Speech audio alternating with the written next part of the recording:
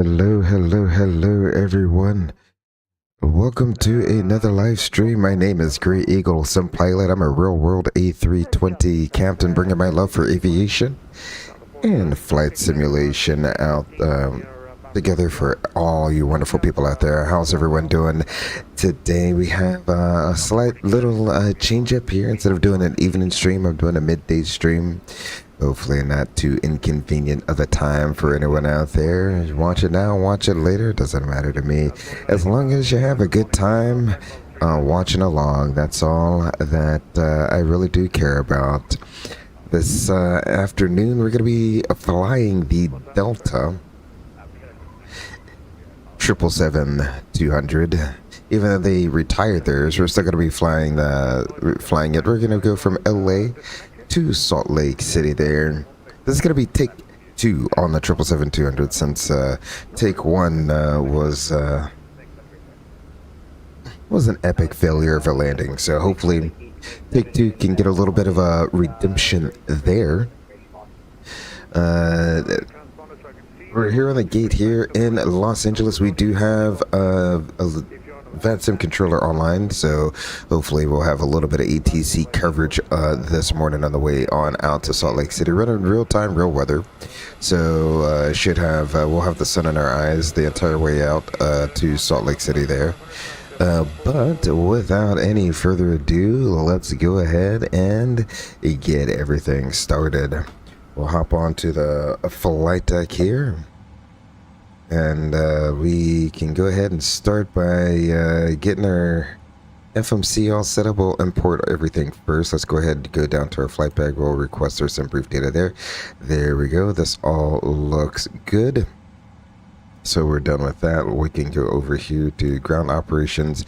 I'll leave it on the ground operation. Actually, no. We'll go to the performance because that'll be the next tab that I will need. Alrighty. So let's go ahead and do a quick flow here. Etaroute is on. EP is on. All of our buses are powered there. That looks good. We'll arm the emergency lights. That looks good. Window heat is on. That all looks good. Hydraulics are set for now. We'll set those just before we push back off the gate here. Seatbelt sign is off with the no smoking on. That all looks good. Coming on over to the cargo fireside here. We won't do any of the tests. I mean, I guess we could do the little overhead test. There we go. Do we get the little... Get all that stuff down there, and if we look all the way down, everything lights up as it should, so that all looks good. Fire test pass. Oh, it even says fire test pass on there. I just noticed that. Alrighty. Engine EECs and starts. That all looks good. We'll keep auto start on. Jettison panel looks good. Our fuel panel is all set right now. Anti-ice is auto. That's all good. And our lights are all off except for the navigation lights. Air conditioning panel is all set. That's what I love about this airplane. Everything's pretty much an automatic thing here. We'll come on over to the glare shield here.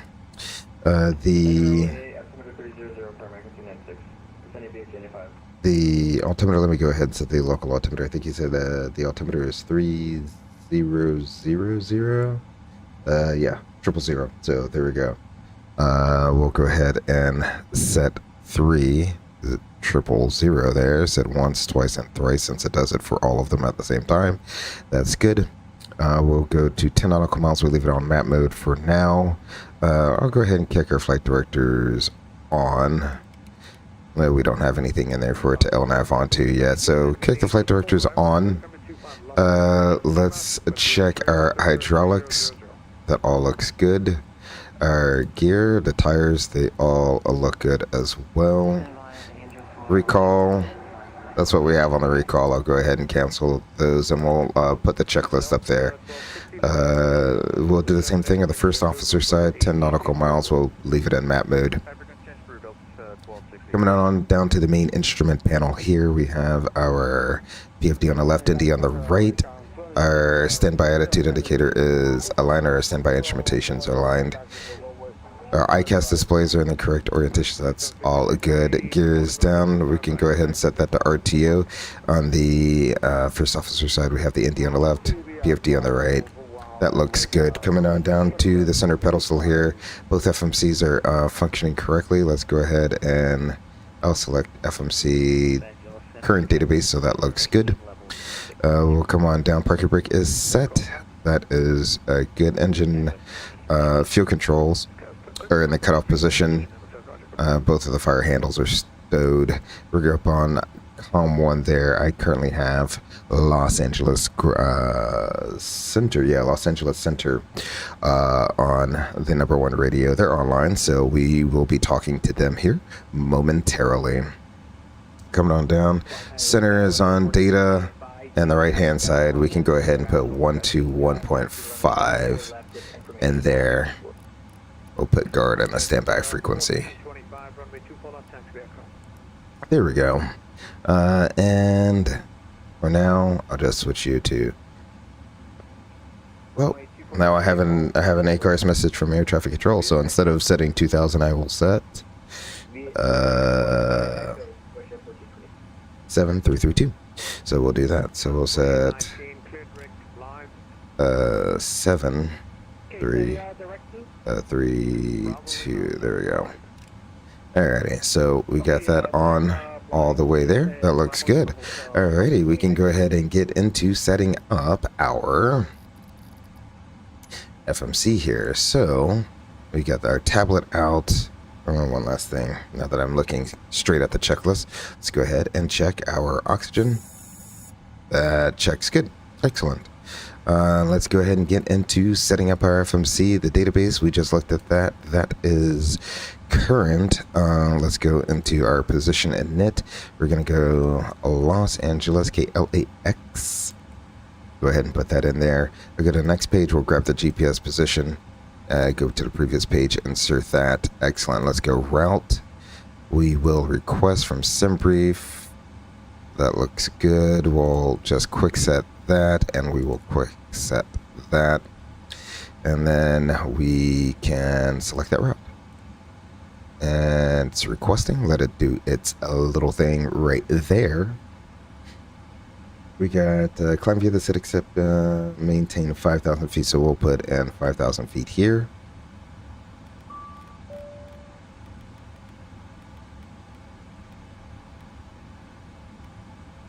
Okay. There we go. All right, FMC uplink, everything is uplinked. There we go. It's all ready. We will load the route.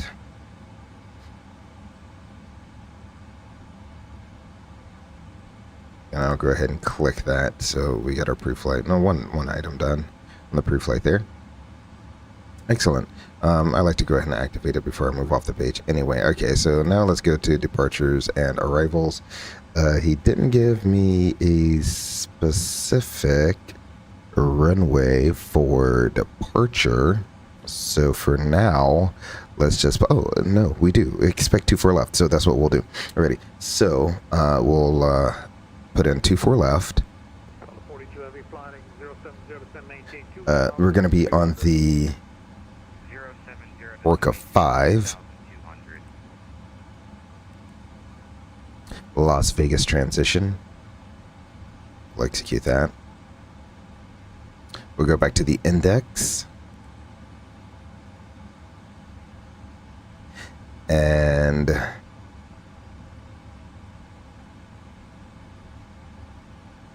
let's see, 3-4 left, I think is what they're using. Yeah, 3-4 left in Salt Lake City. So we'll go ahead and plan on doing the ILS 3-4 left.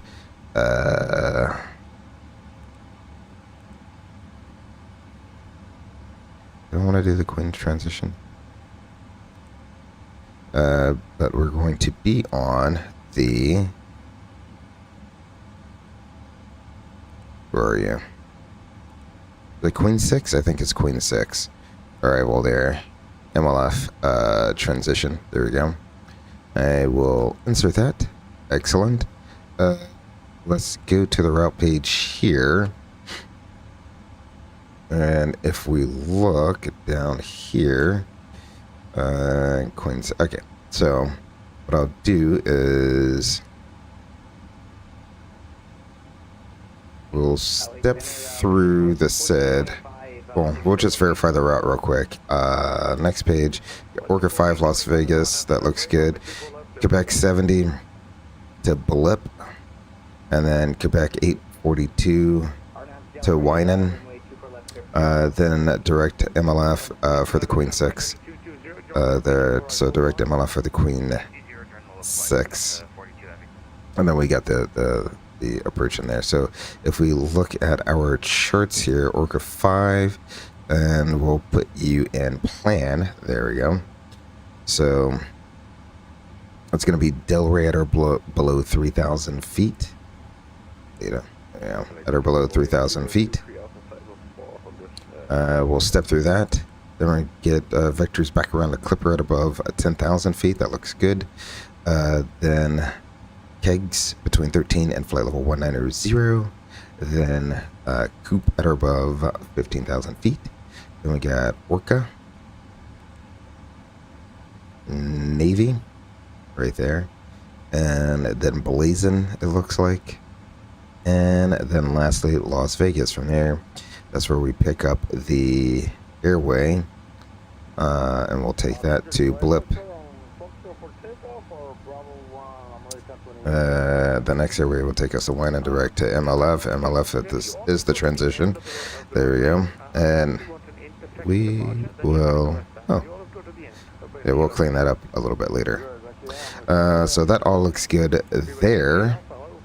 We can verify the arrival on our descent into Salt Lake City. So that should not be a issue there. Let's go over to our route here. That all looks good. So let's go ahead to our performance page here. Let's select our gross weight. Yeah, let's go ahead and put that in there. All of that looks good. We'll accept that. Except it's going to be flight level 390 at 410. And we'll zero out our route reserve there since it's already accounted for. Alrighty, so let's go ahead and select a runway. It's going to be 24 left. We'll import from the aircraft, and we'll import our weather. We'll go ahead and calculate that. Okay. Man, this is using the maximum amount of runway. How much runway is 24 left? 10,855. Okay. And, you know, it is what it is. So it's going to be a TO2. So we'll select that with a the rate temperature of 47. Excellent. Takeoff is going to be flaps 5. And our CG, we'll go ahead and auto-select our CG. 6.5 on the trim. Looking for 130, 132, 138. We got 131, 132, 138. So I'll put the higher V1 in there, 131. All of the rest looks good. I'll put that up over here as well. And then we can leave you on the legs page. So that's ready to go. Excellent. I'll go ahead and put you back over there, and we'll put you back there. Excellent. Let's see. The runway heading is going to be 251. So we can select 251 on our heading here.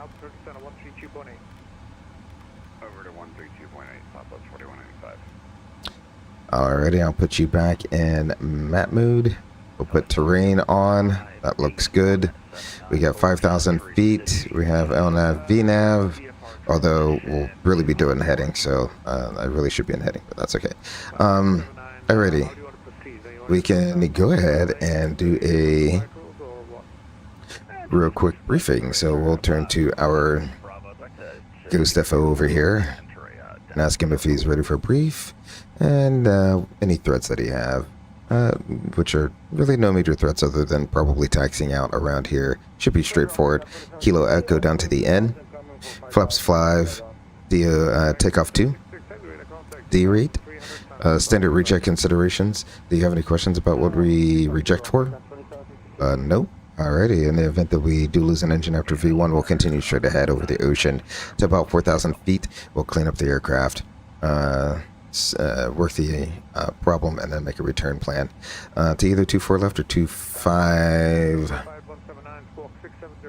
25 left or right. One of the longer runways there. We don't want to come back to 24 right. That's not going to be good. Otherwise, we'll continue out on the city, get radar vectors back around to Clipper. That's what it is, Clipper. 5,000 feet to top altitude.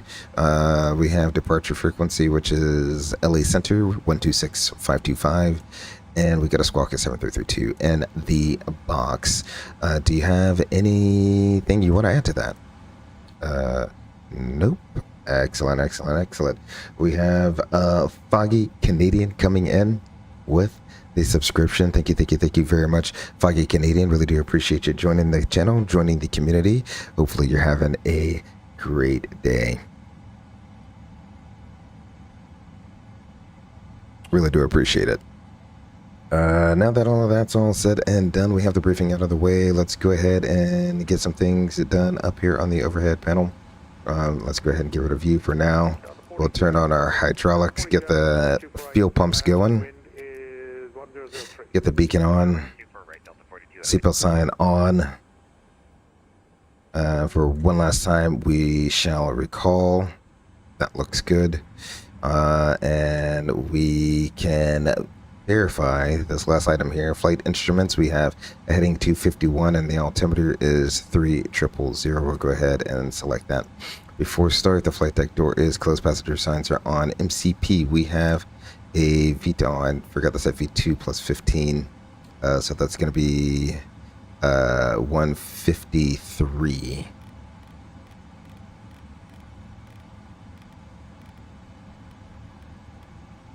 There we go. We have 153. That is in there. So we have 153, 251 is the heading, and an altitude 5,000 feet. That's checked. Takeoff speeds 131, 132, 138. Flaps 5. Thrust TO2. 47 degrees. That's good. CDU pre-flight's complete. Trim is going to be 6.5 units. So let's go ahead and set our 6.5 units.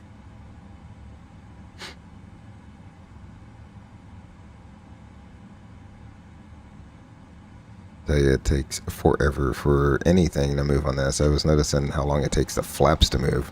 Something you got to account for. Excellent. So we have 6.5 units and 00. That all looks good. Taxi and takeoff briefing are completed. The before start checklist is complete. So with that said and done, we can go ahead and get GSX ready to push us back here. Actually, here, let's close all the doors. So we will ground connections.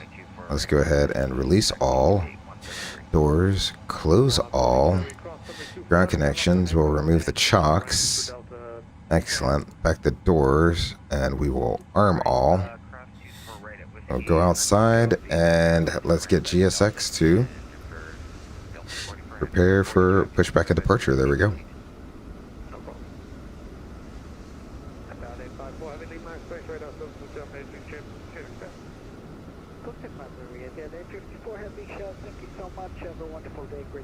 All right, little guys coming out. They get in position. No need to call center for pushback. He just says to call him ready for taxi, so that's what we'll do. Got a little person down here.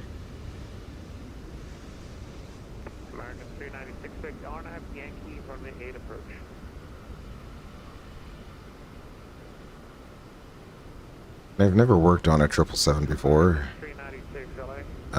but I wonder if that is the exact area. That looks like it should be the area where they would insert a bypass band.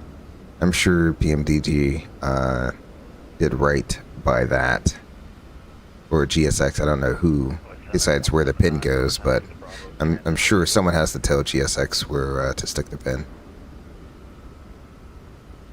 As our tow truck does all types of skating on ice maneuvers to get in position here.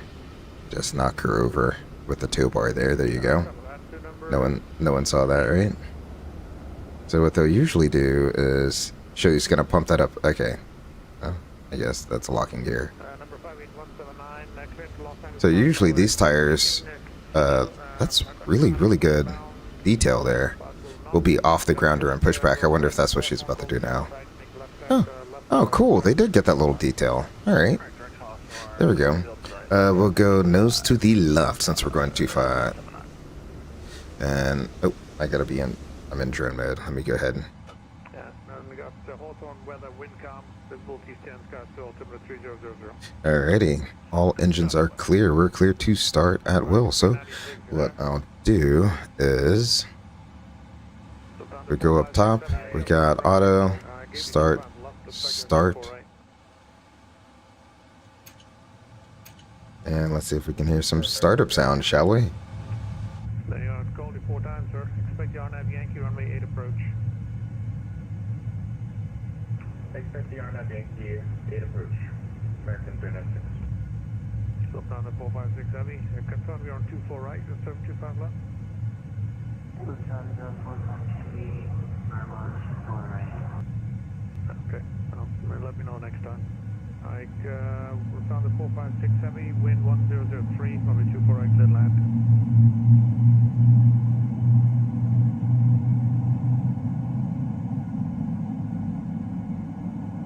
Lock down the 456 heavy, runway 24 right, clear to land.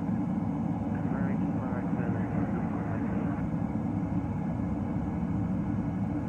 Like center, November 122 Romeo at Indian Springs with the local weather, ISR to the North Island. Number 132 Romeo, confirm. Alright, good solid startup, it seems like, on both of the engines. That's such a time saver when you can start both engines at the same time. Get that warm-up going. Quiet in my airspace. Why don't you get airborne and I'll pick you up and give you the clearance. Yeah, I'm not too sure, like, what the limitation is on, like, are you allowed to start both engines on pushback, or should you be, you know, brake set when you start both engines? I don't know. I don't know what the limitation is on that. I'll have to find a 777 pilot somewhere in the world and ask him. Planning 270 and maintain 5,000 green tail 502. JetBlue 8370, leave my airspace radar services are terminated. You have good flights, yeah. Alrighty, we'll go back up front. We shall set the parking brakes. There we go. Brakes are set. Clear to disconnect the interphone. 179, roger, runway, should be a full stop. That's when you say something like, disconnecting the tug. Alright, now your runway 25, clear touch and go, wind calm, and exit on a left crosswind departure. Alright, 25 clear touch go, left crosswind, departure. 179.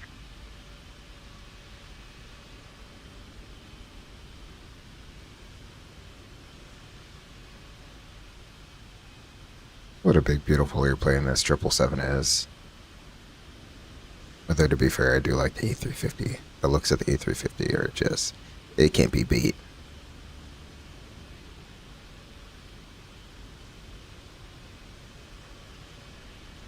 But when you see the 777, you know you're looking at triple. Look how massive that cross section is. Like, look at that. It's just a massive airplane overall.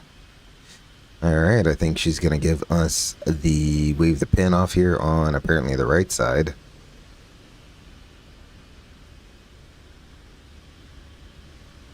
You know you don't have to walk that far away, right? Like I know it's a 777, but I can still see you from like right here. Alright, there we go. Well, she gave us the pin there, so we're good there. Ground equipment is all clear. Let's go back inside. We can go flaps 5. Get the APU off. I'll turn the taxi light on. Let's recall, make sure we have nothing hidden in the recall. That is good after start. Checklist, engine anti-ice we don't need. It's an auto, recall has been checked. Flight controls, let's come over here to the flight controls. There we go. Up, down, left, right. That all looks good there. Those are checked. Ground equipment is clear. Excellent. Before takeoff, checklist flaps 5. That is done. We'll go ahead and blank out our checklist there, and we'll call ready to taxi. Call the taxi, please. And Lufthansa 456 Heavy, runway 248, clear land with 1003. Runway 24 right, clear land, Lufthansa 4567. Qantas 11 Super right, turn heading 220, join runway 248 localizer. 240, join the localizer 24 right, Qantas 11 Super. Hello, Center. Delta 3318 Heavy is ready to taxi, information Foxtrot.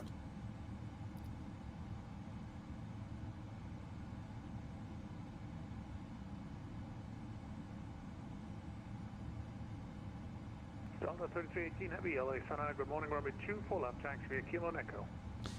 24 left via Kilo Echo for Delta 3318 Heavy.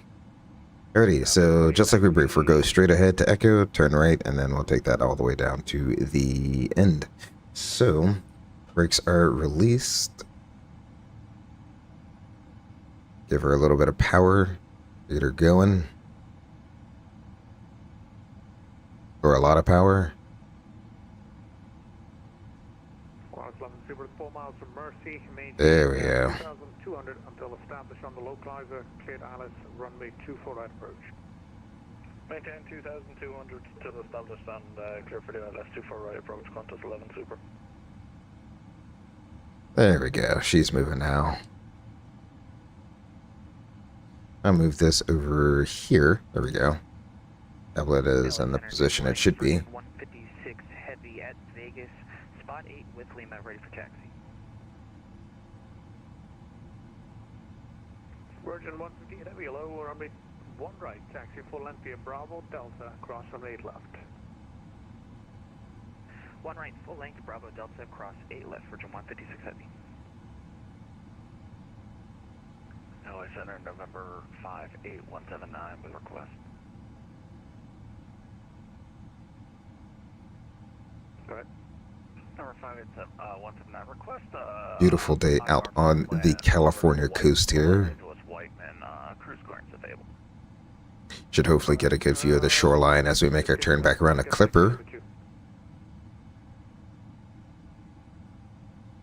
LA Center, Speedbird 23 Alpha request 05 minutes at a cockpit. 05, you mean 5 minutes? Alright, the cabin is ready. Okay, and your squawk should be 1311, please. So you know we're 1311, Speedbird 23 Alpha. Call me back.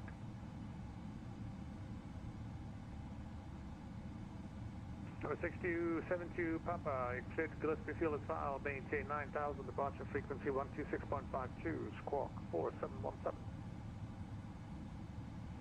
Factor to Gillespie, then as file, climb maintain 9000, 2652, 4717 for the squawk for 72 Pop, radio taxi. 46272 Papa, rebank correct, altimeter is 29898, wind calm, taxi on 16 right via Alpha. 16 right via Alpha for 72 Pop, thank you. Number 58179, can I just give you radar access direct? Absolutely. All right, you're cleared to the... Who doesn't like going direct? Direct, initial heading is 330, and maintain 4,000, and your current squawk. All right, clear direct, initial heading 330. Can I get a cruise going to? 4,000. Cruise 4,000, 179. Then 179, read back correct. Excellent. Here's Echo. We'll make this right-hand turn. Beautiful. We have plenty of taxiway, so really didn't need to oversteer anything. But, you know, just in practice never hurts. And that's the other thing is when you're taxiing around on some of these bigger airplanes, especially for me, like the Airbus A321, which can be a long airplane. And some of the places you go to have very narrow taxiways, so you want to practice when you can your oversteer. That way, you already have a good feel for it when you actually have to do it. Your first time doing it isn't, you know, and I really need to get this right type of situation. Maintain 4,000. The Los Angeles altimeter is Excellent. 3000, and Whiteman can go 12 or 30 on control. Yeah, I'll pull that up. And maintain 300 and 4000, 179. We have Whiteman Ultimate 3001, but just get that when you get closer. 3001 after, Sandburn, or something else up there. 111 Super, runway 24 Not a and the wind is 100509. not a lot of people here on the ground in LA, but oh, I think that's Qantas A380 right there. Alpha, we are now squawking 1311. We didn't get the pickup earlier on. We're going from the auto ATC squawk code. Okay, 23 Alpha, radar contact possible 00. Alpha and 23 Alpha, can we get that 5 minutes out of cockpit? Gonna put that up on there. We'll put the sit up, and there we go. Good job on 02, we are headed straight towards Here comes the beautiful A380 from what I assume is Sydney, if it's a Qantas flight. November 132 Romeo, 11,400 climbing VFR. Just out of Indian Springs, direct Las Vegas. I can pick up our pop-up to North Island.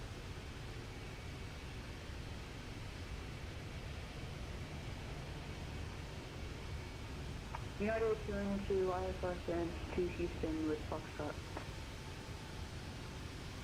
22, where are you? Okay, I got you. Here comes your pre-departure clearance.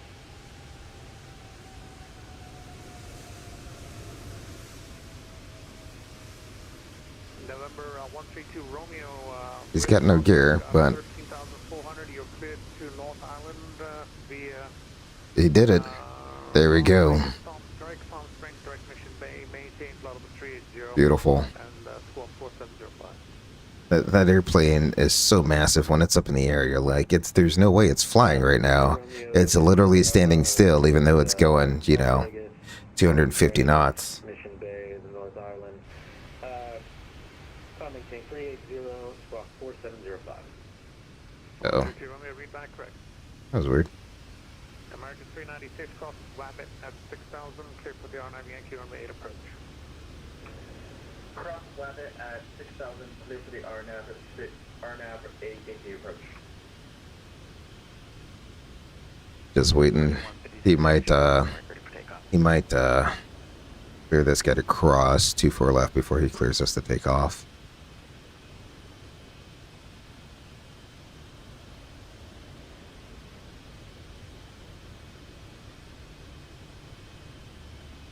Qantas 11 Super vacated on Whiskey, looking for the international summer.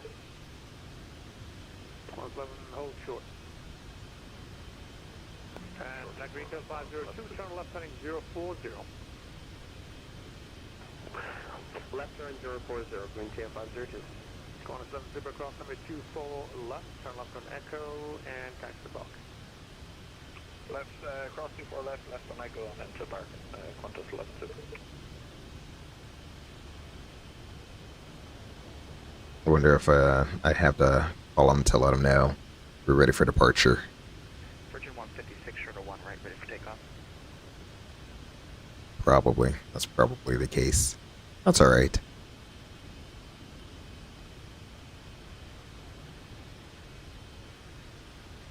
Virgin 156, heavy runway 1 right to takeoff, wind is now 01011. 1 right, clear for takeoff, Virgin 156. 5179, flighting 360, direct, and when able, fly direct to Whiteman. 360, enable direct flight. And you fly with 179, can you go direct to Burbank? Can you pick that up? Yeah, I could probably pick that up. Alright, go direct Burbank, then direct Whiteman, got traffic inbound, and another aircraft departing Van Nuys. So go direct to Burbank and then Whiteman, and you can descend and maintain 3,000. Bearing direct Whiteman, descend and maintain 3,000, November 179. 132 Romeo, radar contact, about 210, clear, the time maintain plus 380. The pros and cons of having one controller controlling the entire airspace over Southern California. Already, thank you for the service, sir. Good night. Center Delta 3318 Heavy is Ready for departure 24 left. Delta 18 Heavy on after Delray, runway 24 left, clear for takeoff. RNAV Delray 24 left, cleared for takeoff. Delta 3318 Heavy. Alrighty, excellent. So let's go ahead and get all of our lights on. There we go. And you got Mike at Las Vegas, altimeter 3001. Heading information Lima, altimeter 3001. John Wayne Airport information Delta, altimeter 3001. He's like trying to update all the ATISes for all the airports people are flying into and out of. Alright, there we go. Sounds 4235, runway 1 right, line up and wait. Okay, 1 right, line up and wait. Green tail 582, descend and maintain. That's kind of a cool call sign. Green tail. Alrighty, we'll move up our throttles to about 40%. There we go. That looks good. There we go.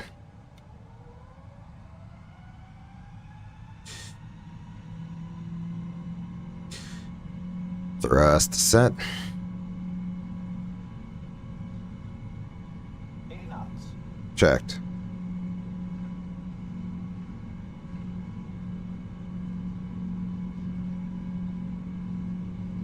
Rotate.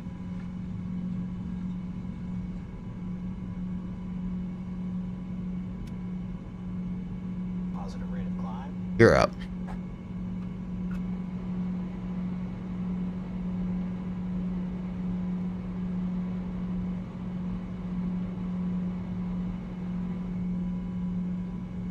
Sounds 4235, wind 01011, runway 1 right, clear for takeoff.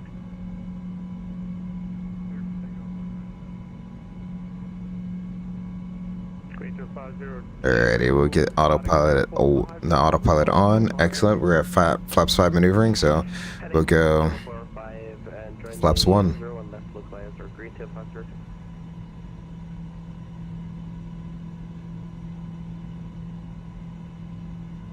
We're at flaps 1 maneuvering. We'll go flaps up.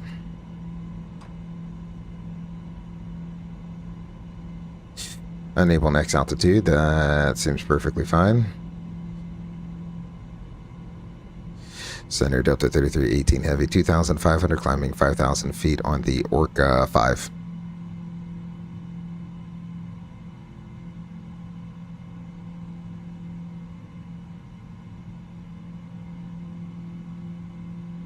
Delta 3318 Heavy radar contact 2,800, climb maintain flight level 390. Alrighty, we'll climb maintain flight level 390 for Delta 3318 Heavy. Alright, all the way up to our cruising altitude. Delta 16 right, ready to go. Delta 3318 Heavy, maintain your present heading. We'll maintain present heading Delta 3318 Heavy. LA Center, good morning. American 115 Heavy is with you 380. American 115 Heavy, LA Center, Oregon. American 396, traffic is overhead Burbank at 3000, northbound wind is 1505, runway 8, clear land. Clear land, runway 8, we'll keep caution for traffic. Number 6272 Papa, traffic goes right to left there, right ahead of you, overhead over Van Nuys towards Burbank. It's the 2900, American 737, I think he is. Alpha A320, fly runway heading, runway 16 right to takeoff. Takeoff 16 right, runway heading, keep out that traffic, 70 miles. You see him there? He's about 3,000, just about a couple miles. Beautiful California coast there. Absolutely beautiful.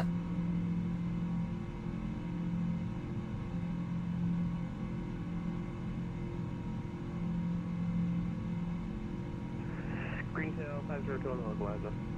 Green tail 502 cleared for the ILS runway 1 left approach. Clear the ILS, runway 1 left, green tail 502. Scouts 2319, positive discussion, descend and maintain 12,000.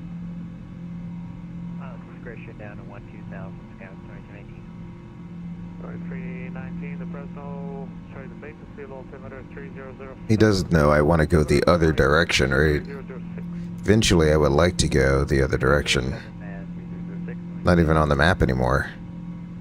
Green tail 502, wind 01011, runway 1 left, turn line. I don't know. Hopefully Microsoft fixed this. It's a little annoying that you can only see it on one zoom level. And that's when you first load it in. Whatever the zoom level is when you first load it in, that's what you got. So it is what it is. Seems like we are accelerating because we are through 10,000 feet. Excellent. Alrighty, that's good. And we're still heading west for some reason.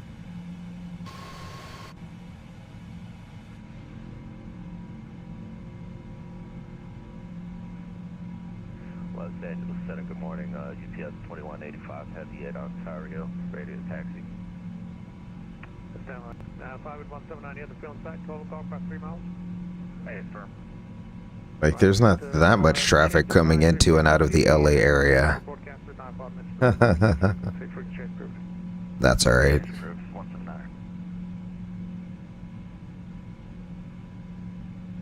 EBS 2185, runway 26 right, taxi via Whiskey 1 Whiskey, cross runway 26 left, Ontario, altimeter 3000. 30026 right, taxi via Whiskey 1 Whiskey, cross 26 left, UPS 2185, heavy. Delta 3318, heavy left turn, direct zipper, resume the Orca departure. Left turn to where? What was that fix again? Left to Clipper, resume the Orca departure. Okay, that's Clipper. Left turn to Clipper, and we'll resume the Orca 5 departure for Delta 3318. Heavy, you want the unrestricted climb to flight level 390? Well, you can do now. Roger, thank you. Yeah, because there's no way I'm gonna fly at flight level 190 all the way to Kegs, my guy. So I'll get that going. So I got a left turn started, and then we'll go Clipper. We'll insert that. Looks like a left-hand turn. Excellent. We shall execute that. Did that execute? We'll execute that. LNAV.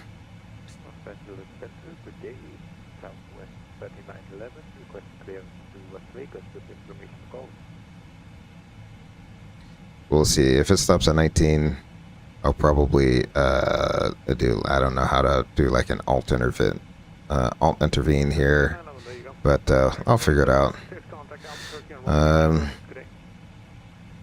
Let's see, we're through transition, standard set once, twice, and thrice. There we go. That's super easy. Yeah, it's going to try to level off here at 19. So, I wonder if that does something. Nope. That isn't that what I want. We'll do a flight level change. Get our lights off.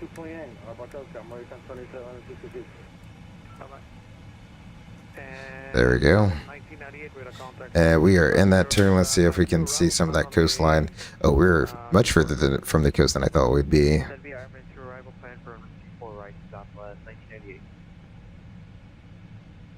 Much further. That's okay. I was hoping we get like a nice tight close-in turn coming back over LAX there, but that's quite alright. He flew us out over the Pacific. I mean, we might as well just say we have Honolulu in sight.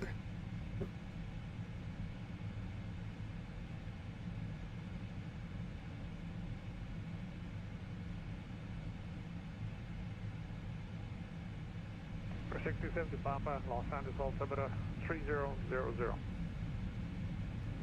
30072 Bob. Delta 3318, heavy cleared direct Las Vegas. Direct to Las Vegas, Delta 3318. Alrighty, he gave us direct to Las Vegas, so we'll go ahead and line select that and put that in the one slot there, and we will execute that. Zoom you on out there. Excellent. Beautiful. I got terrain on. I wonder why the ocean isn't showing up. I think I had the option for the ocean to show up in blue selected. Unless this keeps like resetting every time I load in, that would be annoying. PMDG setup. Aircraft? Equipment? Let's see.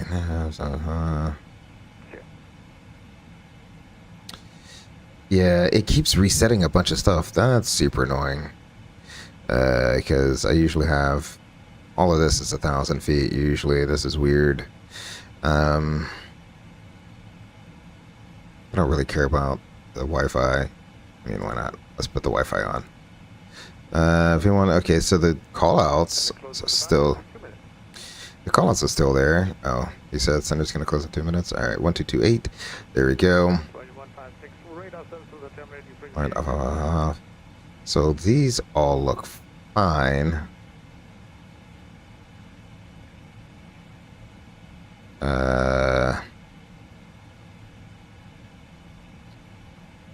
Yep.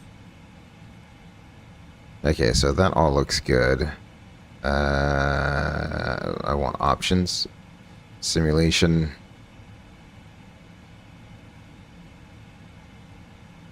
Okay, so it kept that as well. It just keeps changing my acceleration altitudes, which is weird. That it would be saved, but then it changes every time I start up. Let's see, sync all of that. I got the pilot callouts. That's what I like.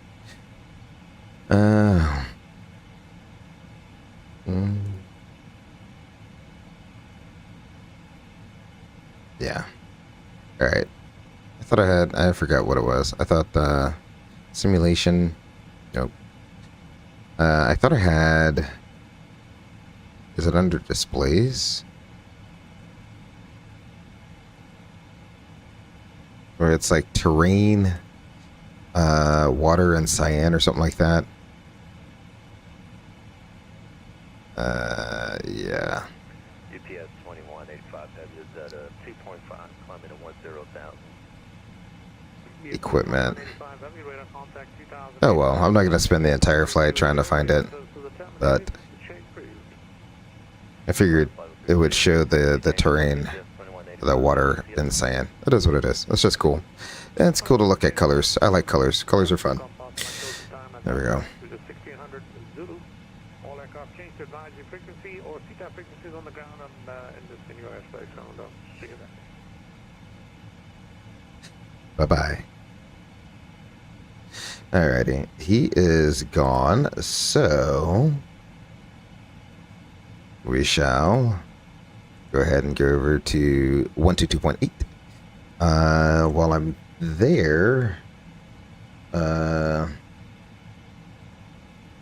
let's get the CTAF for Salt Lake City, and that's going to be 1905, so let's go ahead and do 1905.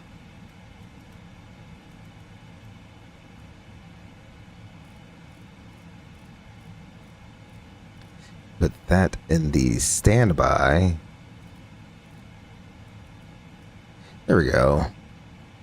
Excellent. And then lastly, let's go ahead and get some tunes going, shall we?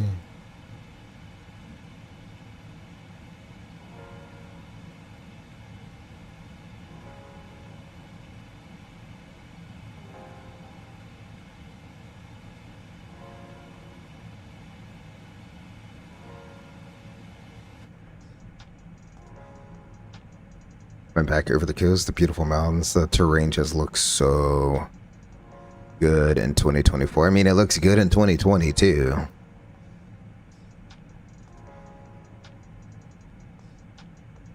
So one thing I did notice with this, the newest update to 2024, Sim Update 2, is that, and I mean, you know, most everything is working pretty well for me. I have no complaints here. I'm not really noticing too much of a difference between, you know, performance or anything like that. But the biggest thing I have noticed is moving around the menu. When I mean the menu, like when I come in here, because every time I come in here, sometimes I need to mess around with some controls or whatever. But like, you see how you get the loading screen here, and then I go to keyboard, and then it's like, it takes forever to load. Now, and it was not like this before Sim Update 2, so obviously Asobo did something in the background, and it's causing the program to think long and hard. And then this, It's you got overlapping. It's like a weird overlapping UI thing. I don't know what happened to Sobo, but hopefully, from what I've seen of Sim Update 3 beta, that issue is fixed. So hopefully, Sim Update 3 comes out much quicker than Sim Update 2 did. Because I'm like taking an entire day just to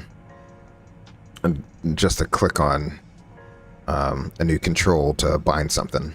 So that's frustrating. But other than that, I mean, the sim has always loaded pretty quickly for me. It's always run fairly smoothly for me. The only thing, and this is really a frame generation thing. It's not really a little bit of turbulence here. It's not really a you know, I don't know if Asobo can really do anything about this or Microsoft can do anything about that, but with the frame generation on, you could definitely see the artifacting of objects trying to spin at a high speed, because it's trying to insert a frame, you know, between two of the frames there. That's why a lot of times you see that artifacting. That's the frame generation doing its thing. But for the most part, it works well. And then I don't know if Microsoft will ever fix this, but with the heat blur, love the heat blur. What is that? I love the heat blur, but it does this weird thing where it can, I don't know if we'll see it here.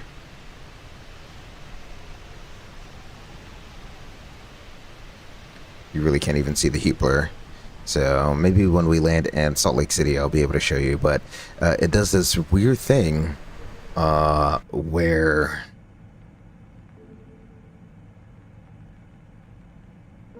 let's see if I move back here. Yeah, okay, you can't really see it still. Where the heat blur causes like the image to just, wherever that heat blur is, to like stretch. It's a little weird. So I don't know if that's an Asobo thing, if that's a frame gen thing, or what, but I definitely noticed that's a thing. But you know, that's probably so far down on Asobo's bucket list, because I mean, it really isn't that big of a deal, and it's definitely not a deal breaker, I can tell you that much.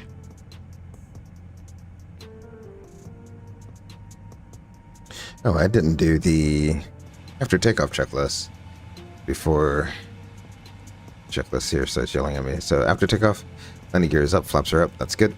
All right, so next one is descent checklist. We'll get through to that at 18,000 feet. Excellent. We are 38 for 39. We're about to level off here now.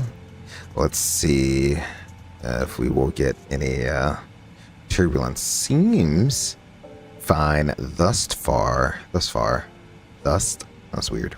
Thus far. So let's go ahead and turn the fast seatbelt sign off, shall we? There we go. Cruising along at 0.84, not bad.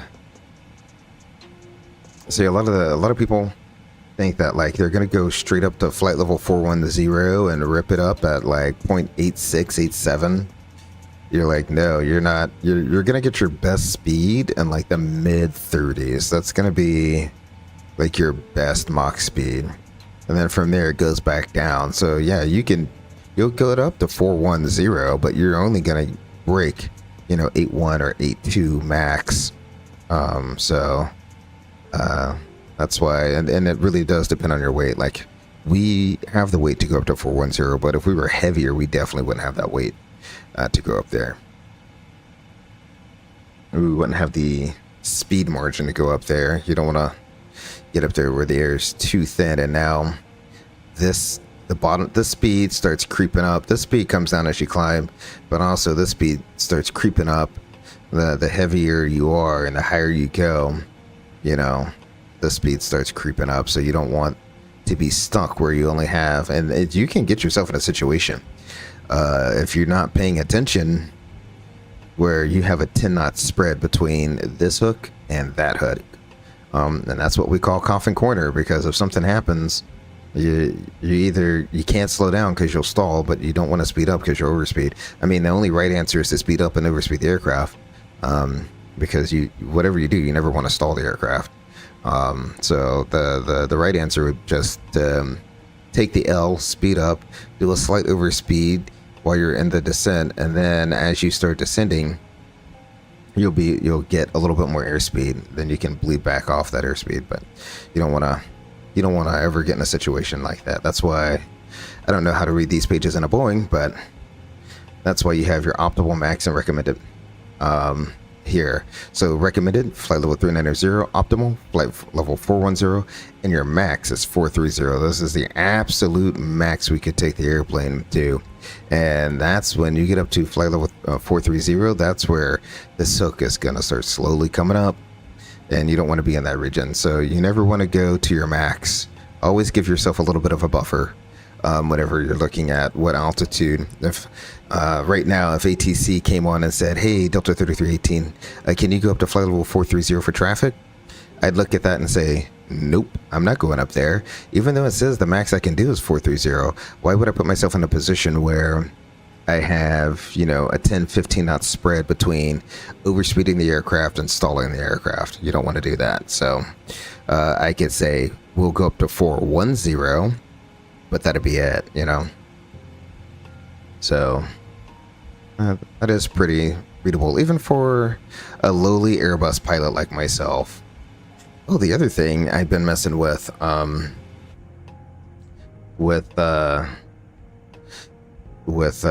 new sim update 2 is the UV exposure. So Flight Sim 2024 is kind of notorious for being too bright, if that makes any sense. I mean, even right now, if you look outside right now, it still is fairly bright, compared to what you would probably see in real life.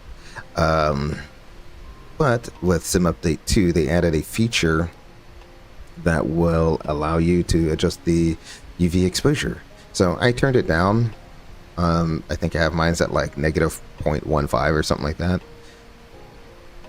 So just a little, just darkens it up just a little bit, but not too much. So I'll be spending my time the next few streams playing with that. Let me know if you all can see a difference in what the sim looks like right now. I'm also noticing, and I think this is a frame gen thing, where just randomly the model, it seems like frame gen is not keeping up with the model.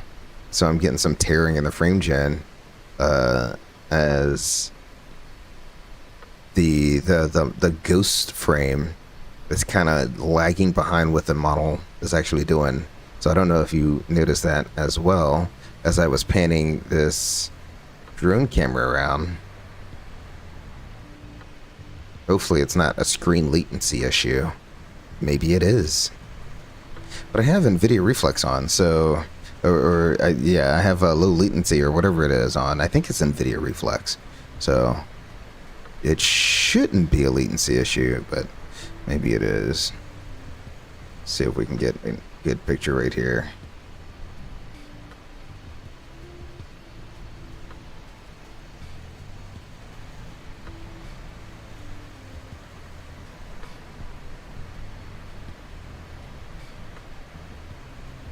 Oh, that's beautiful. All right.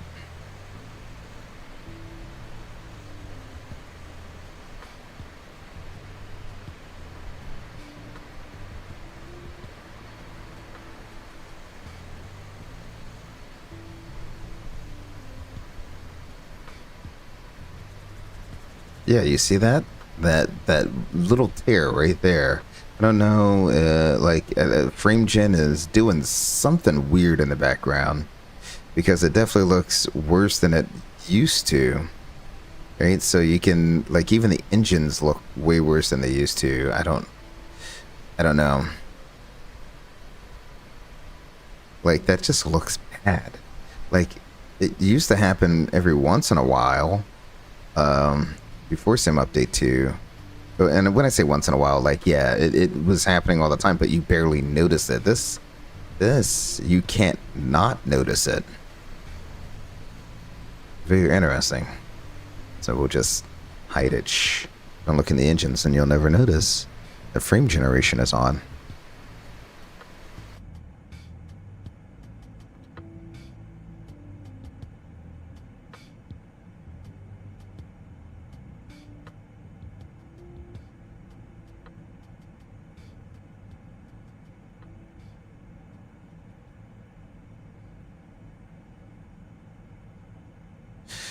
I wonder what I'll do is we'll go outside. And here's what I'm gonna do. I'll place this here.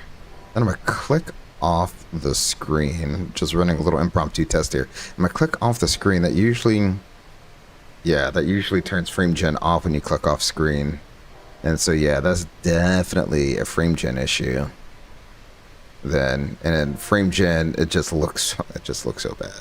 I wonder if, I don't know if anyone has a 5000 series card, NVIDIA card, but if you have a 5000 series NVIDIA card and you're running Flight Sim 2024, let me know if you got the multi-frame generation on, if that makes it better, or if not, I'm not too sure, because I don't have a 5000 series card.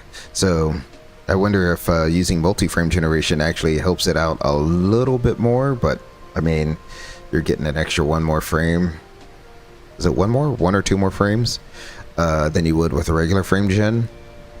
So at that point, like right now with frame gen on, that's I really, you can see I got frame gen back on now. My frames are really good. I mean, even with frame generation off, if I went outside,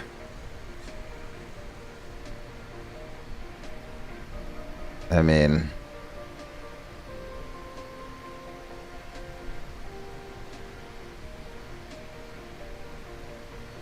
it still looks so good, even with that.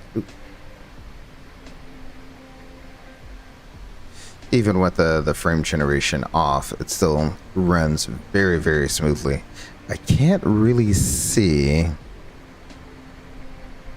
how many frames I'm getting right now natively, although Fly Live usually will tell me 60 frames a second right now. With frame gen off, it's up and down, but I'm getting between 50 and 60 frames a second with frame gen off, as I'm not on my main monitor. So when I click back on it, again, frame gen literally just doubles your frame. So I'm getting between 100 and 120 frames a second with frame gen. So it is what it is.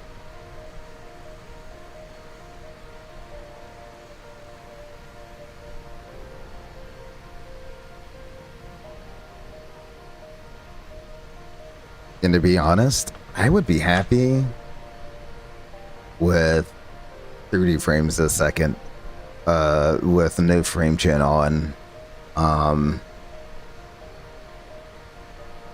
Well, I take that back.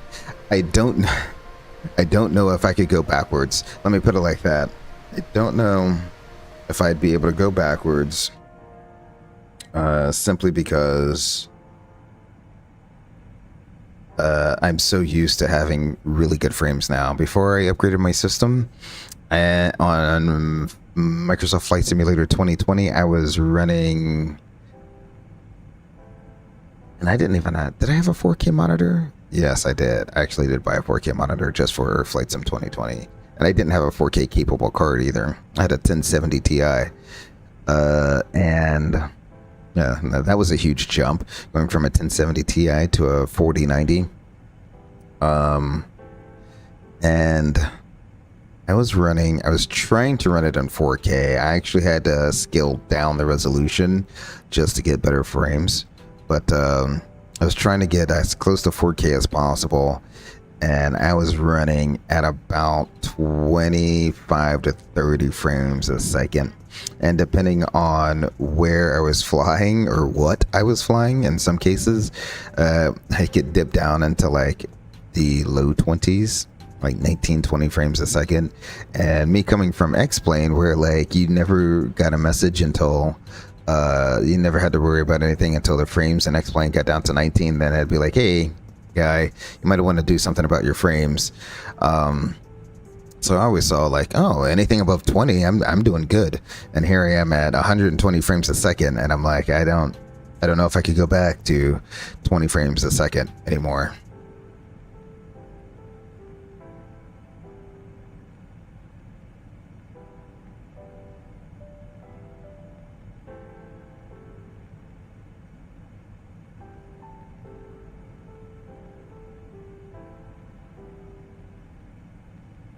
Yeah, like even right now, this specific view, I'm getting 60 to 70 frames a second. So it's and of course that's with frame gen off. So again, my frame rate is a 120 plus from this view. So I've never wanted to get a say, you know, upgrade all your PC components, because that's gonna be the only way you'll ever enjoy flight simulation. No, you can enjoy flight simulation no matter what your hardware is, and that's the great thing that Azobo is doing, is they're trying to make it so no matter what your hardware is, you can hop in an airplane and enjoy flight simulation. I mean, look at me, I was enjoying flight simulation with, I think I had a 9800K and a 1070 Ti, and I was still enjoying it, running it pretty much mostly at 2K resolution, or a scaled up 2K resolution, and DLSS wasn't a thing, right? So I couldn't really take advantage of DLSS because, one, I didn't have a DLSS card, and FSR wasn't really as commonplace as it is now, where even if you don't have a DLSS card, you could take advantage of FSR and get you know, scaled up resolutions, and even if you don't have a frame generation card, you can take advantage of the multi-frame gen. I think it's an application out there that will allow you to get multi frames. It does it on a software. It's a software-based multi-frame generation, essentially. So, you know, flight sim. It's never been a better time to get into flight simulation. I should say it that way, simply because the software is making it so that frames are, even though as demanding as this is on your system, software is coming along to ease that strain. The developers of simulators are now making it so that the sim itself is being as low impact as possible on your PC. And obviously you can't forget the hardware part of it. Hardware has come such a long way in just the last 10-15 years, where, you know, I never thought I'd see, you know, 130 frames a second in a flight simulator, yet here we are today, cruising along in the 777 at 130 frames.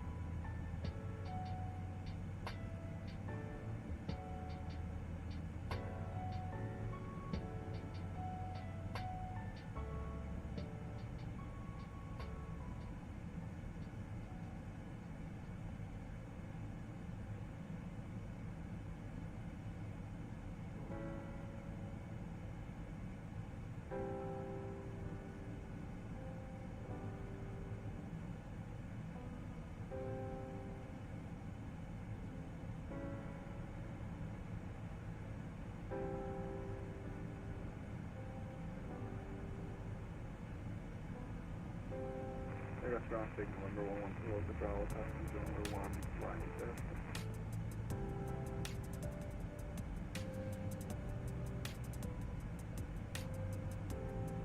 Saw this article about a week or so ago, popped up on my phone, and I guess it's someone I don't know, like if he was an editor or what he used to be in a former life, but he was talking about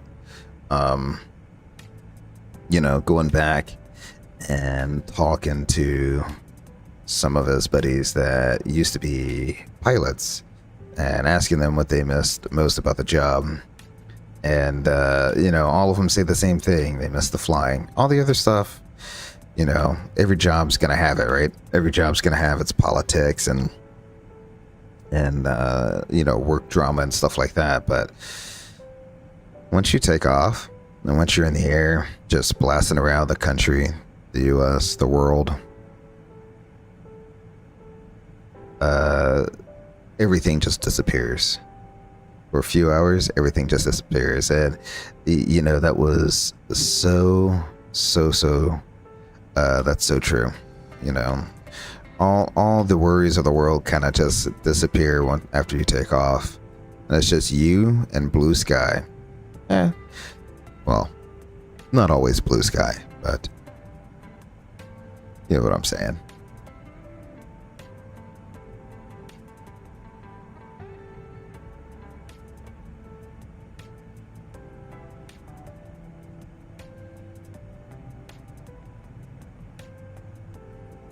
I was just talking to someone one of the neighbors this morning that develops programs and specific solutions for other companies, and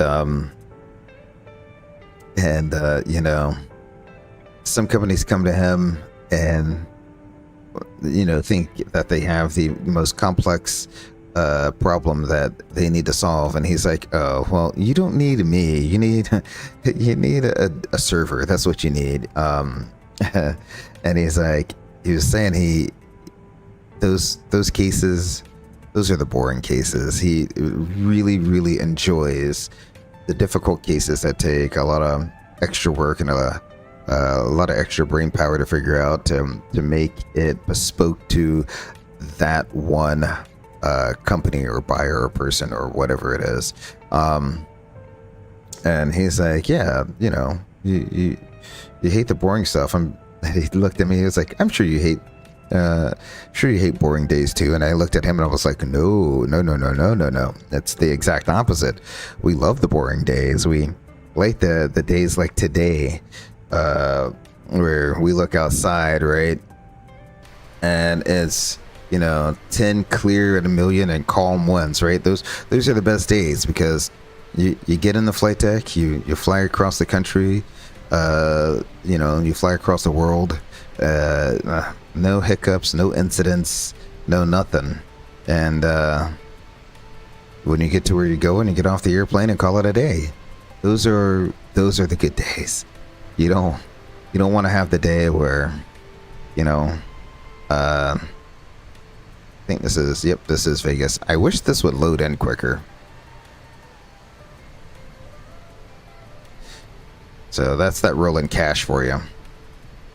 Thank you, rolling cash. So I don't know if I need to go in and clear something. Maybe I do. Maybe I need to go in and clear my rolling cash. Maybe I'll do that after the flight's over. Because that took entirely too long to load in. It looks really good once it does. It looks really good once it's loaded in. You can tell where the strip is. There's your strip right here.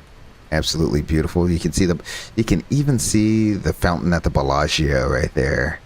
There's a sphere right there. Absolutely gorgeous.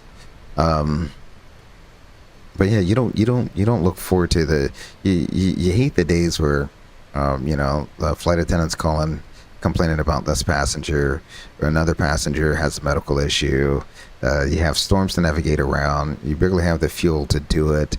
It's a bumpy ride. And then when you do get there, you got to enter holding, and then shoot and approach down to, you know, Cat 1 men's, to barely break out and see the runway at land type of deal. So those are the days where you know, work becomes work at that point. It's still fun, but it still becomes there. It can get, when you get days like that, it can get very tiring very quickly. You know, no APU or this or that is wrong with the aircraft. So we like the boring stuff. We like the boring stuff. I'll tell you that. And absolutely beautiful.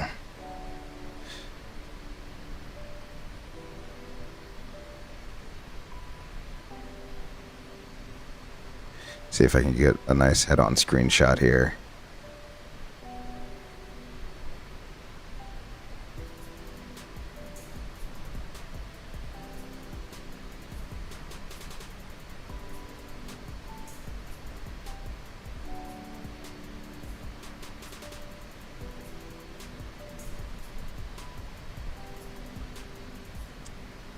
So, I don't think we're going to get any, in fact, no one is online anymore. There's absolutely zero controllers in the California, Utah, Arizona, Albuquerque area on right now. Let's take a look at that sim radar, see.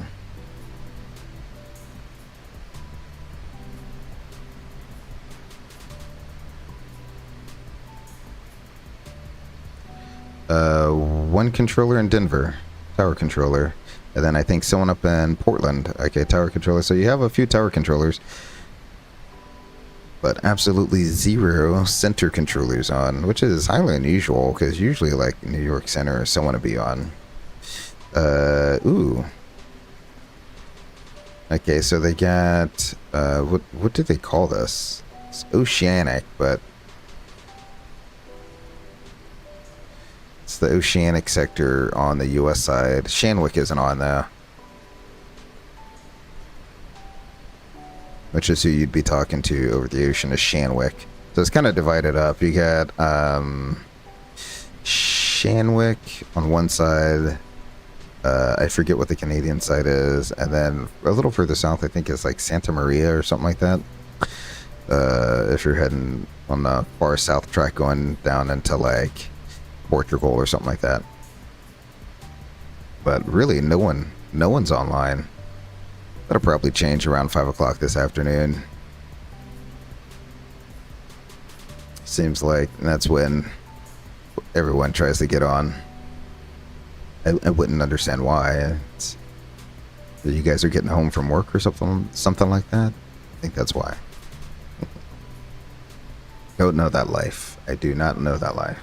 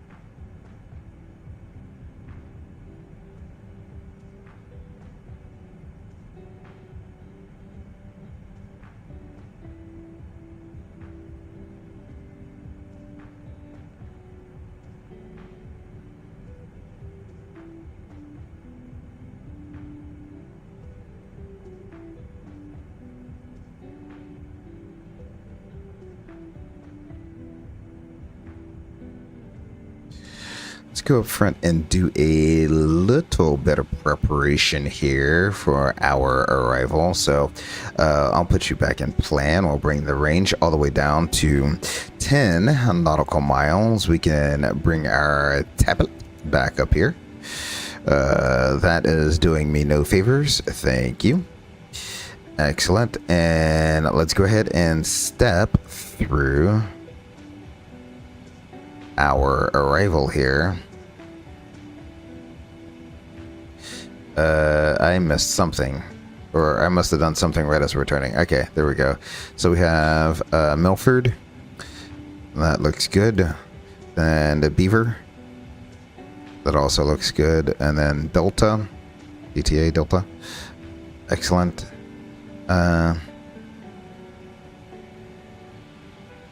Uenta? I have no clue how to say that one. That all looks good. We'll step on through. The next fix is Frenzy at 14,250 knots. That restriction looks good. Then we have Queen from there at 11,230 knots. And then we have a heading 344. So that's why we have the vector. I'll clear that up once we get closer to Queen. But we can expect to do this little transition right here. Nope, Queen. We can expect to do this transition right here. So we'll go Queen putter.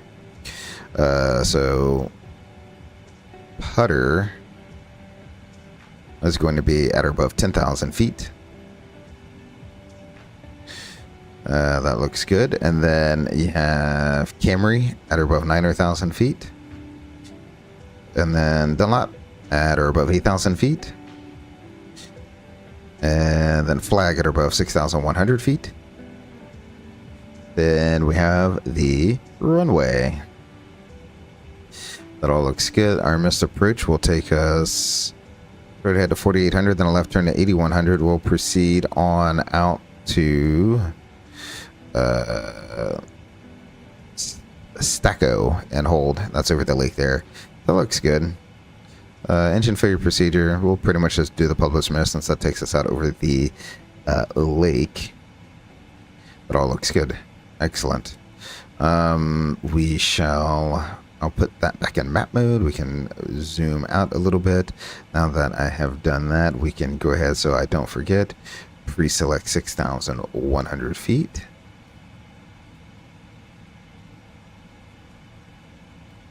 There we go. So just in case I forget, the aircraft should just begin descending automatically once we cross our top of descent point here in about 80, 90 miles or so.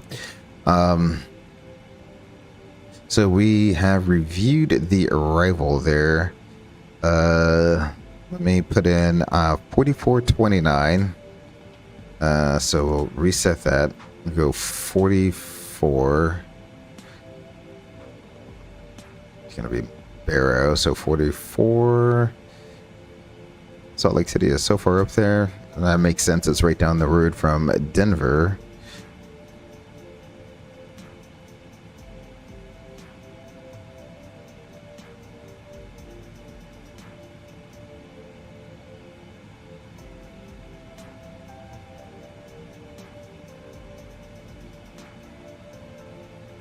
Only gonna take all day. Don't worry about it.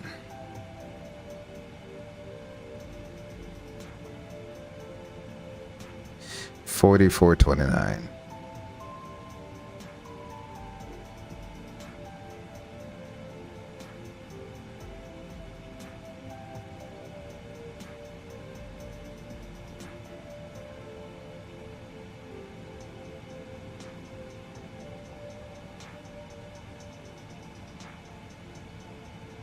$44.29. There we go. Wow, that only took forever. Got that set thrice, or twice at the very least. Alright, so that's in there. Let's see what the altimeter, or what the weather is like there. So, nope, no one's on VATSIM. They're doing 3-4 left and right. So that's good. 330 at 16, gusting to 23. Okay, slight gust there. 10 miles braking at 5,500, braking at 8,000. Is 8 over minus 4 and 3008. So we'll go ahead and say 3008.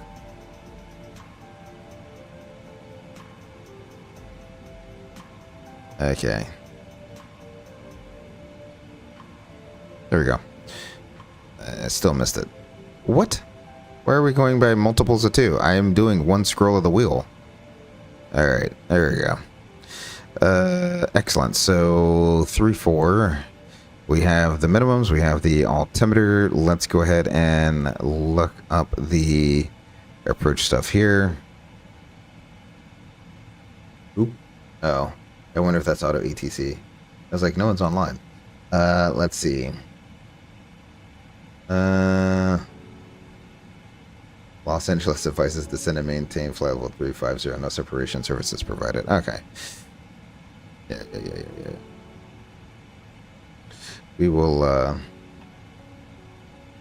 we will take that advisement into account. Alrighty. Let's see. Where was I? Oh, I was getting ready to pull this up and do a landing assessment. Weight and balance. Nope. Performance. Landing and route. Let's get through 4 left. That looks good. Excellent. Import aircraft details. We'll do an auto brakes 2. We'll import the weather. And we shall calculate. So, 6,900 feet of a roll, and that's going to give us a ref of 131 at flaps 30. So that is still off. That's a ref plus 4, not ref plus 5. Okay, whatever. So we'll do that, and our ref will be a 132. I'll probably add a few knots. So I might take it all the way up to like 1. It's a 7. I might take it up to 135. I'm not too sure. We'll see. So I might take the ref up to 135. There. So let's do a ref plus 8. See how that affects us. 7,200 feet. So not mad about it. Alrighty.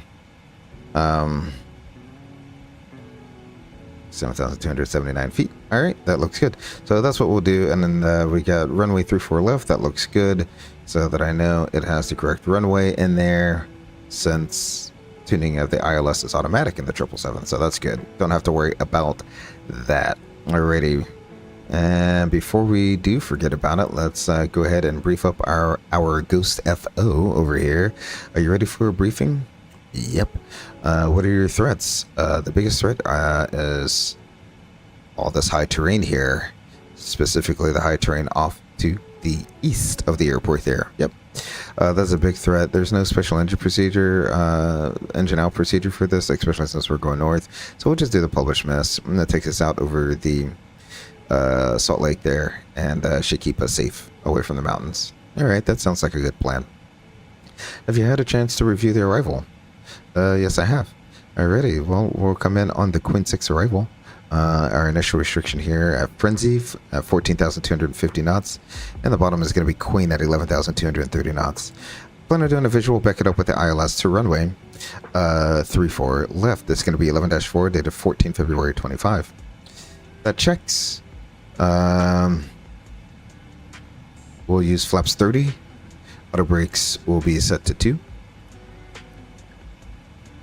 In the event of a misapproach, let's just plan on doing a toga miss, since I actually don't know how to do a misapproach in this thing, other than hit the button and let the airplane go up. That's about all I know. I think it's probably go around toga flaps 15. I think in Boeings, they always just go around at flaps 15. So that's what we'll do. We'll mash that toga button, start climbing to our misapproach altitude, and we'll retract the gear, the flaps of 15, and then once we get a positive rate, we'll go gear up. So I think that's how we'll work that. And we'll fly the published miss there. When we do land, plan on a right hand turn off on one of the forward high speeds, Alpha 7, 8, or 9. So one of the forward high speeds there. We'll just curve it around a Bravo and take that all the way back down. We'll park right here. I think it's Alpha 27. I think it is the one slot I have set up for this. Yeah, Alpha 27. Yeah, I have GSX kind of set up for that already. So there we go. Any questions? Nope, no further questions. Alrighty then, there we go. We can go ahead and I'll zoom you back out. I'll put you back on the arrival, and we can get rid of you. See the clouds starting to come into sight there.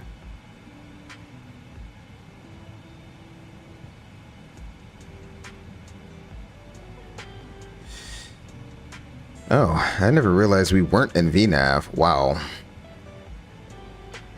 I wonder we were doing Mach 0.84. I forgot I did flight level change so that we didn't get that level off restriction climbing out, and then I forgot to put it in VNAV. That's okay. We made it all the way up. Everything looks good. Maybe burned a little bit more gas than planned, but that's okay. That's all we always have a little extra gas on board, just a little bit. You always want to plan for contingency. So we'll put you back up on the KLAX page. We have approach data there, and I'll bring up the checklist. So that is ready when we go through 18. We can do our descent checks.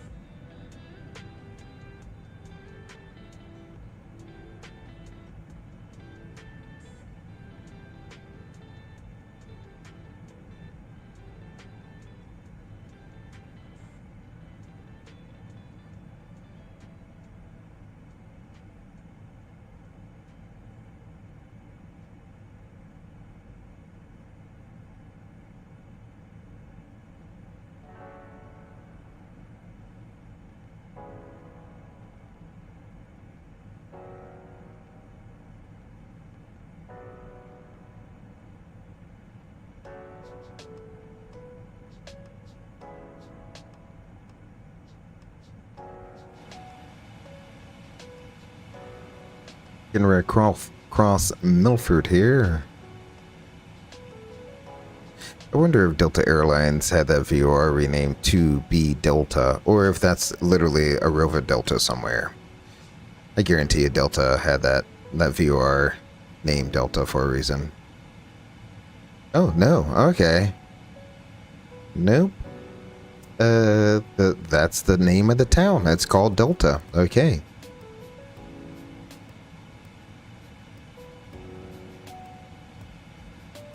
Well, that's interesting. Also a little ironic that Delta is the closest, the biggest carrier in Salt Lake City there, just to the north of you.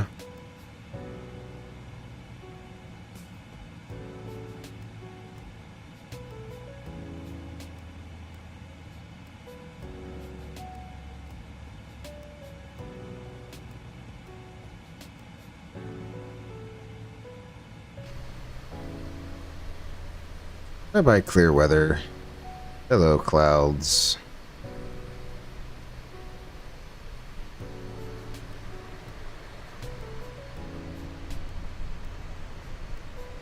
Seems like the weather in Salt Lake can change fairly quickly. It's still pretty VFR out there, but... Wow, look at that bank. That's not me doing that, is it? No. I'm just in the camera mode using my controller.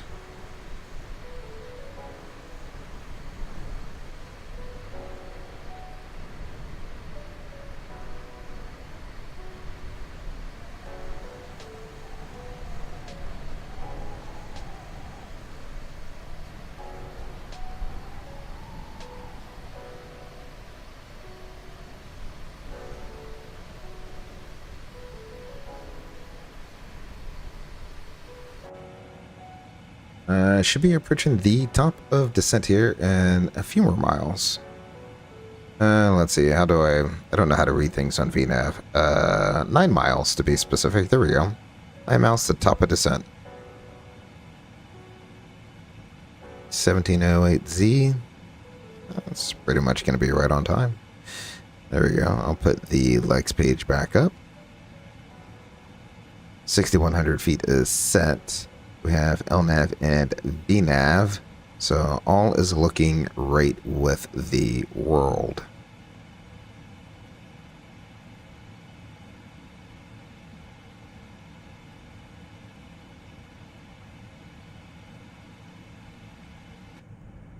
Oh, that's not the button I meant to hit. The button I meant to hit was this. I was gonna hard select 135. So I remember that's the speed I want to set. So there we go. 127 is the reference speed, but we're gonna do 135. That's just gonna be like a little reminder aid. Here comes the little carrot for our descent profile. There we go. It's locked on. Thrust is coming back to idle, or throttles are coming back to idle. Excellent. Beautiful. I do really like that about the 777 econ speed for descent. Okay, let's do 290 knots, please.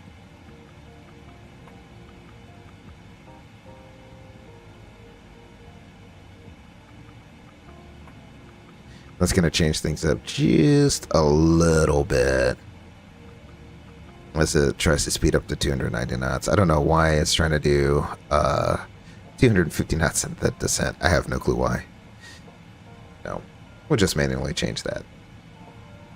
Maybe that's something I keep forgetting to do also, is on the descent page in my pre-flight, go ahead and select 290 knots for the descent. So I know, so it knows the transition to that. Excuse me, I gotta sneeze.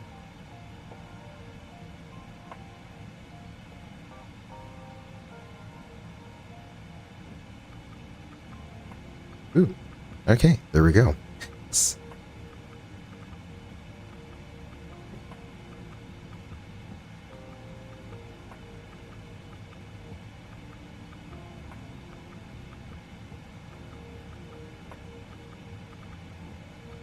Well, we have begun our descent too. Let's go ahead and pop the seatbelt sign back on so we have not forgotten it. Excellent. Everything is looking good. It's kind of leveled us off here at 38 for a little bit, knowing that we're going to do a slightly higher descent. We'll be descending at a slightly higher speed.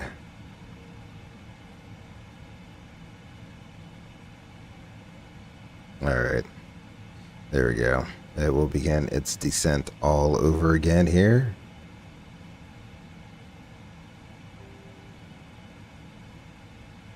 $470, 80 feet low. Why is it trending the wrong way? Well, we have begun our descent. I figured it'd be. I figured we'd be low on profile.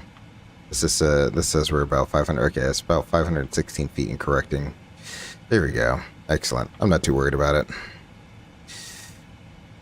Oh, I didn't realize the ILS information pops up right here. Okay, that's where it pops up. See, on the Airbus, it pops up down here. Oh, all right. I've learned something new. when I'm checking my approach charts to make sure it has tuned the correct approach, I can just hide this. I don't need that anymore.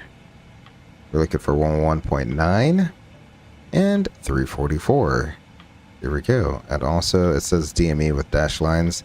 It is an ILS DME. You can see ILS DME there. So we should get DME information once we get a little bit closer.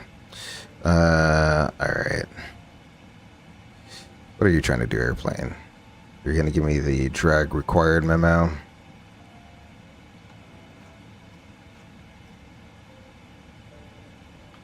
Bring out just a little bit there.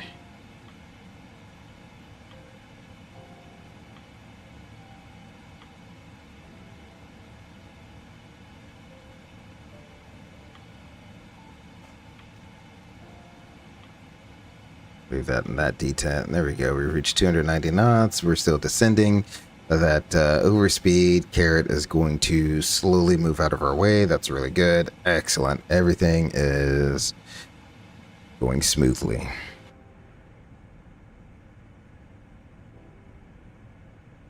One of the great things about Salt Lake City is the beautiful, beautiful backdrop of the mountains.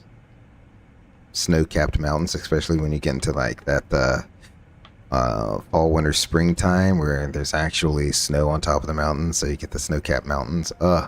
Such a beautiful backdrop.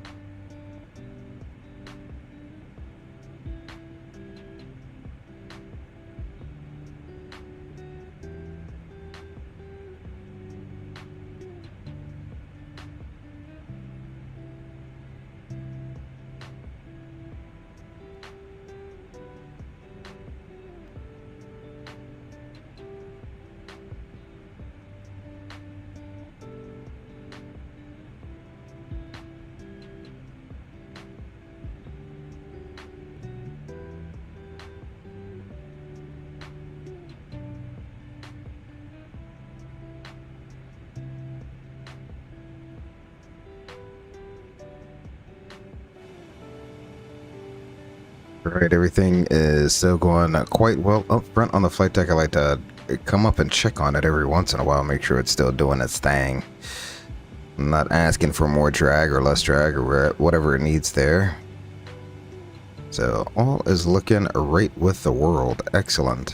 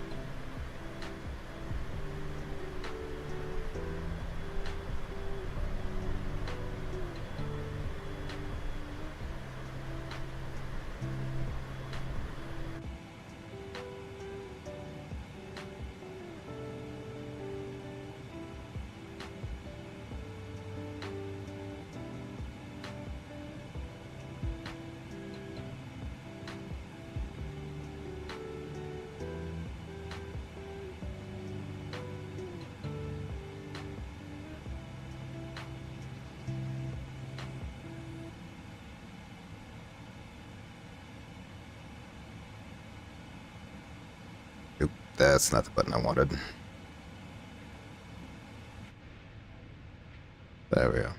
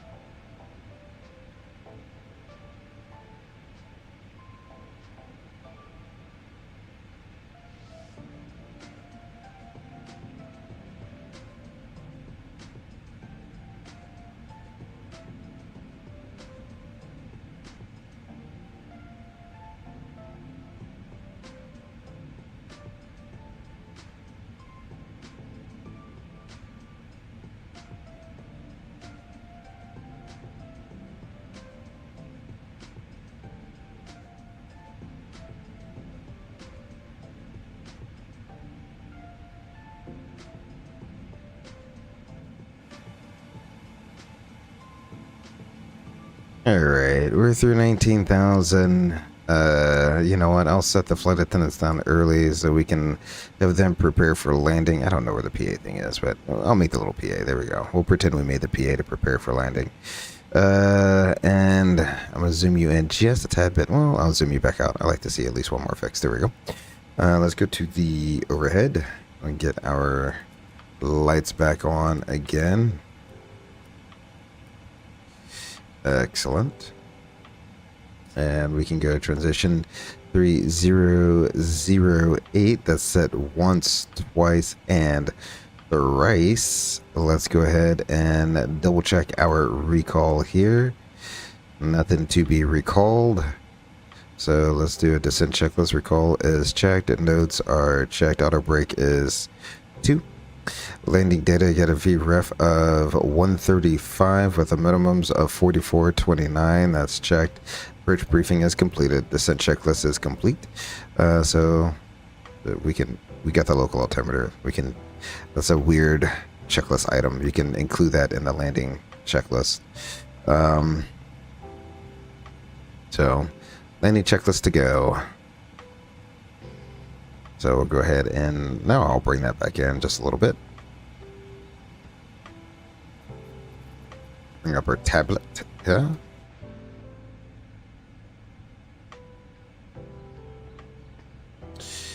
And let's bring up the arrival. That's probably the thing we want the most is the arrival. There we go.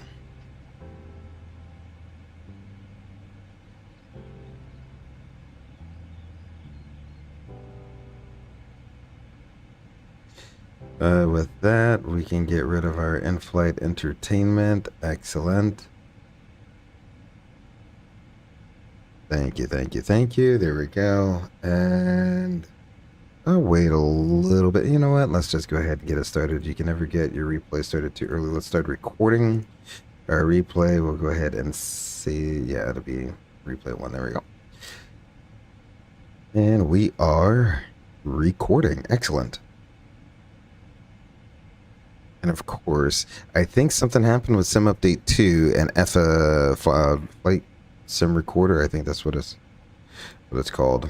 Flight Control Replay. Yep.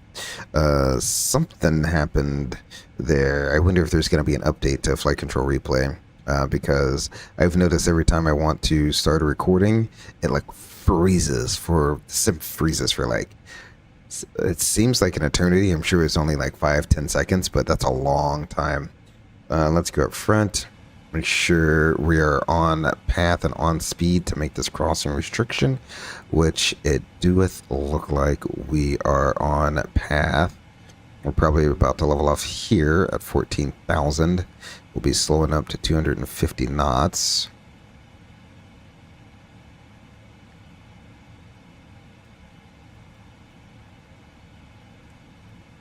Oh, okay.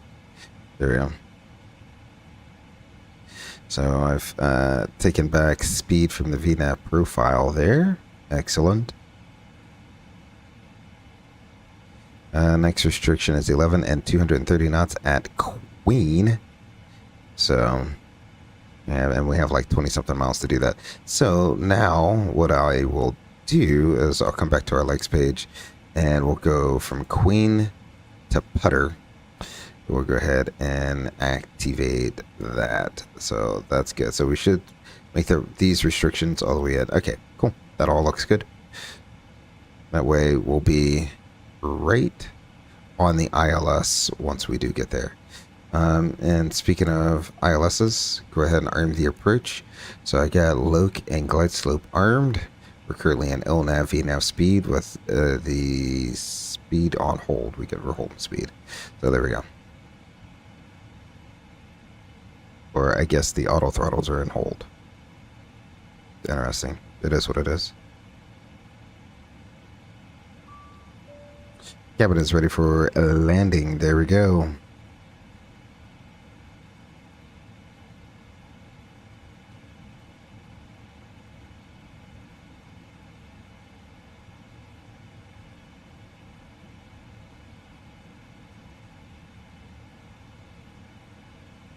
Alright, we are about to level off here. We're 12 for 11. We're going to level off here at 11. Once we get a little closer, I'll bring the speed on back to 230 knots.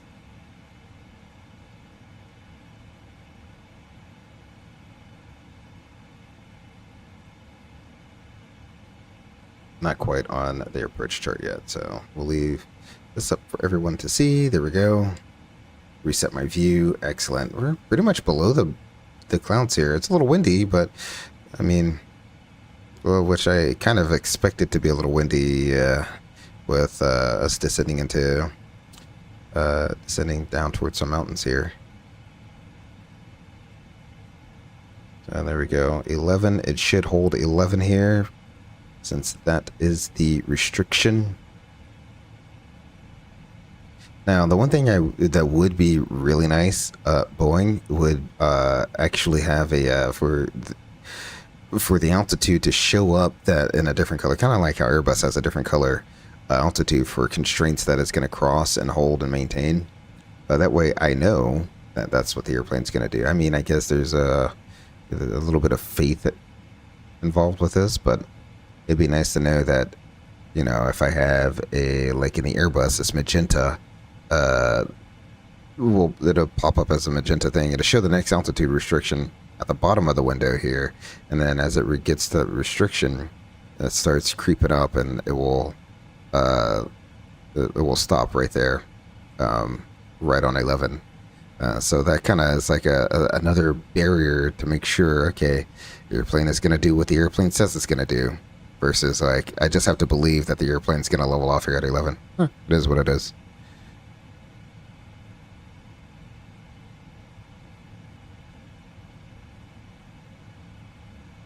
Man, another gusty landing. All right, we remember what happened on the last gusty landing, so may the odds be ever in my favor, I guess.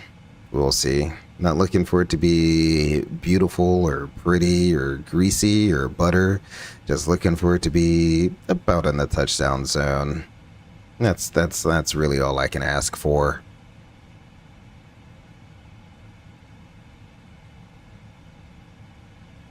Jeez, we're just getting rocked. And it's not like it's anything crazy what we're getting for. Okay, that was about a 5-knot loss there.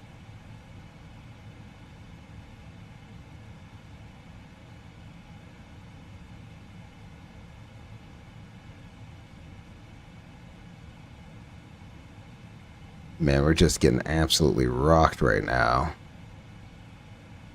I'm gonna go ahead and slow it up to 230 knots.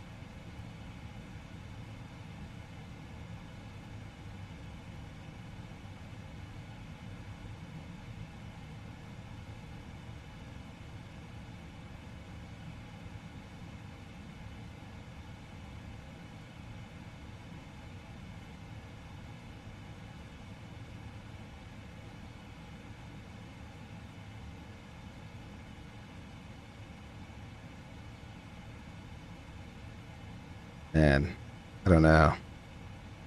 That's it's pretty gusty. We'll see. Let me go ahead and switch over 119.05. Okay. Yeah, we'll go ahead and do that. We'll switch over to the CTAF frequency.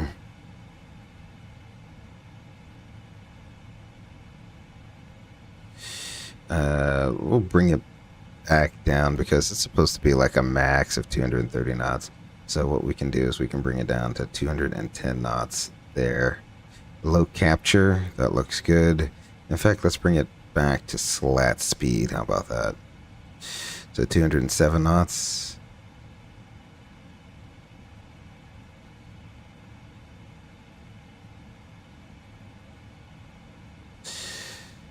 Salt Lake City traffic. Delta 3318 Heavy is Queen inbound on the ILS runway 34 left approach.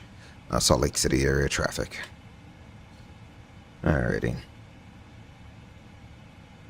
So, the speed is getting a little out of hand here.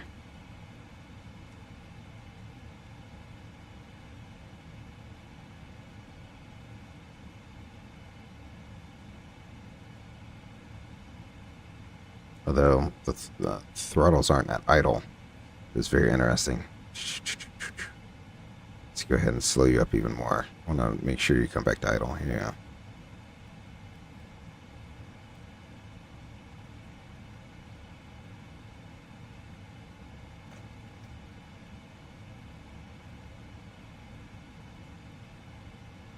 $18 miles out. That looks good.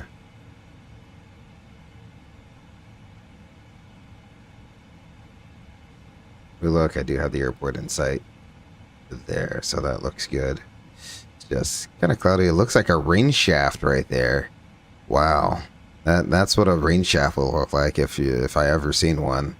So you can see how clear everything is here, and then you got just pouring rain down here. Too bad the weather radar doesn't really work in Microsoft Flight Simulator. I'm sure it would paint that. If it worked like it would in real life, it would probably paint that yellow for sure. All right, let's go. Flaps 1. There you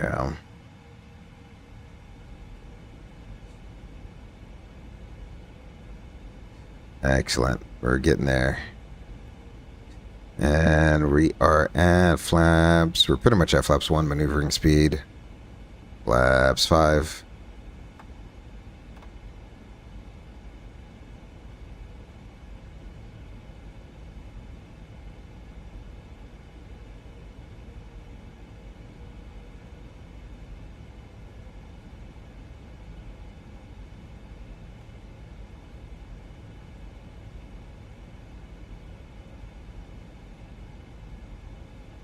Man, how are they still extended? I thought they were...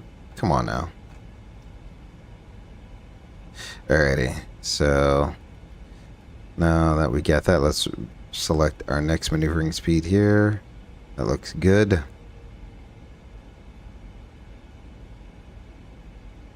We'll keep this for a little bit. I'll drop the gear once we get to about, I don't know, 5 mile final or so. Delta 885 departing runway 34 left to the east for the traffic final. We got you in sight. We'll be out of your way. No problem. I'm slowing up now. We're Delta 3318 is on a 10-mile final runway 34 left, Salt Lake City area traffic. Excellent. So we have one guy on the ground. He's getting ready to depart to the north there, right into that rain shaft. We're landing right into this little rain shaft here. So there we go. And if I look, let's look. We have Aviation Geek. He says, "Ayo, hello, Aviation Geek. Welcome, welcome, welcome. Glad you're able to make it out. Glad to have you with us this afternoon. A little early in the day for a stream, but mixing it up this week, and we'll see what happens. So we're 7100 for 6100. It's going quite well, quite well. Yes, sir. Thank you very much. Thank you very much. Really do appreciate it. Hopefully you're having a fantastic day, whether you be on your lunch break, you're at dinner, or having breakfast, wherever you are there. Hopefully you're having a fantastic day, and we'll see. I'm doing plain-tastic. Oh, that's amazing. Absolutely amazing. Alrighty, so let's go ahead and drop our gear. Go flaps 15, I think it is there. We'll spool on down to 135 knots. That's what I wanted to do as my reference speed. So let's go ahead and do that.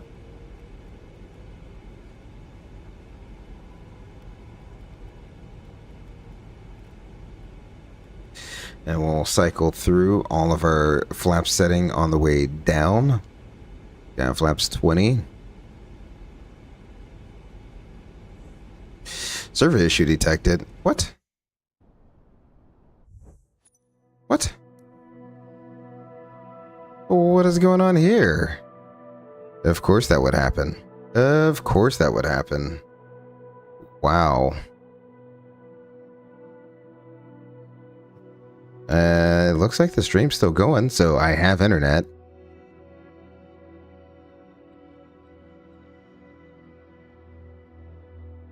Absolutely amazing, Microsoft. Really do appreciate that. Thank you. The butter time. We'll see. Oh man, I'm gonna let this play out for like, I don't know, a minute or so. While we let this play out, I get some music going for Microsoft looting screen, whatever music. Let me see.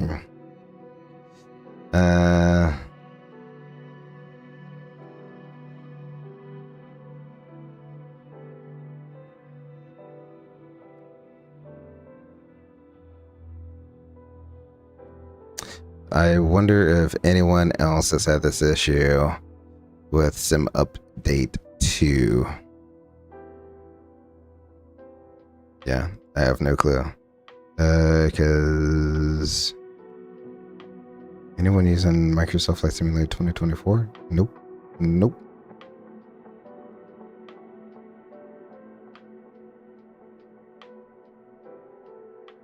All right. Well, I don't know if is it the QR code? Yeah, right. Microsoft Flight Simulator has. Oh yeah, it's This is literally the first time I've ever had this type of issue with Microsoft Flight Simulator. Like, not it being specifically on my side, it being on their side. Like, I've had like hardware issues, right, where my hardware was the reason why the sim kept crashing. But now it seems like Microsoft has Microsofted me. So there we go. I'm literally looking at the chart, and is the plane still moving on my chart? Nope. It's just hovering right there. Right over flag. Couldn't be more perfect. Just chilling right there. Waiting for this to come back. Well, everyone, this is quite lovely. And I don't know, I don't think PMDG has like an autosave and you can like just load it up from the start, can you? That's quite unfortunate.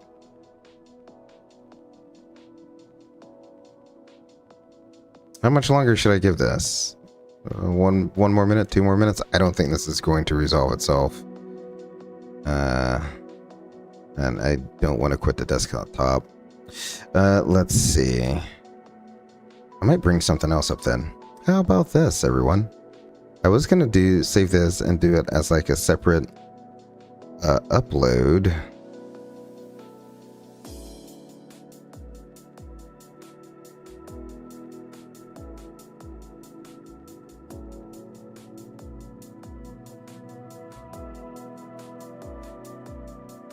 But because I would absolutely hate to like just leave the stream hanging with a thing. I'm not like gonna load up and like redo everything just to the replay is I don't know, I haven't ended the replay yet, so I guess I should go ahead and stop recording. All right.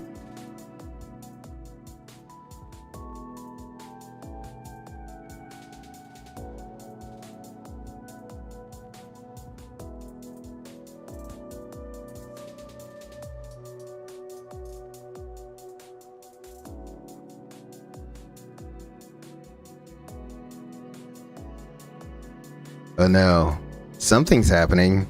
The airplane is still moving. Whatever is happening, the airplane is still moving. So, because we were over here, now we're over here. Okay, something definitely is going on. All right, so here is might be out of luck today. Yeah, so here's what we will do. All right, so I wanted to kind of like save this video and just kind of like upload it as like a random video to see like if anyone was interested, you know, see what the interest was in something like this. But what we can do, or what I shall do, is instead, I don't need you anymore. I don't know what volume this is going to be on. I had recorded, so I did do a little, I'm not going to lie, I did a test flight. Okay, so I did do a little test flight to see how everything was working. So what I can do, that one of them might not have sound. That's the issue. There we go. What are you going to be on though? Oh, it's on music player. Well, that's interesting. Okay, so here we go. This is the arrival that I recorded. I cleared up all the, because it was yucky yesterday. So I literally cleared up everything. And can I get you to go away, please? Okay.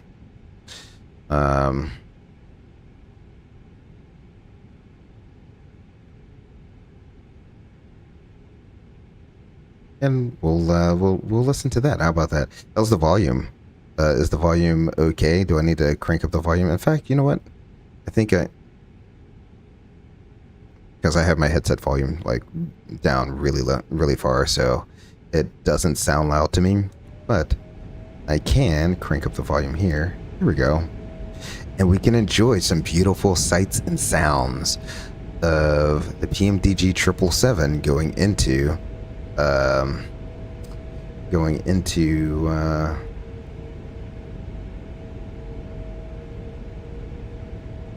And we'll get rid of the fly live overlay. How about that? Oop. There we go. We get rid of fly live.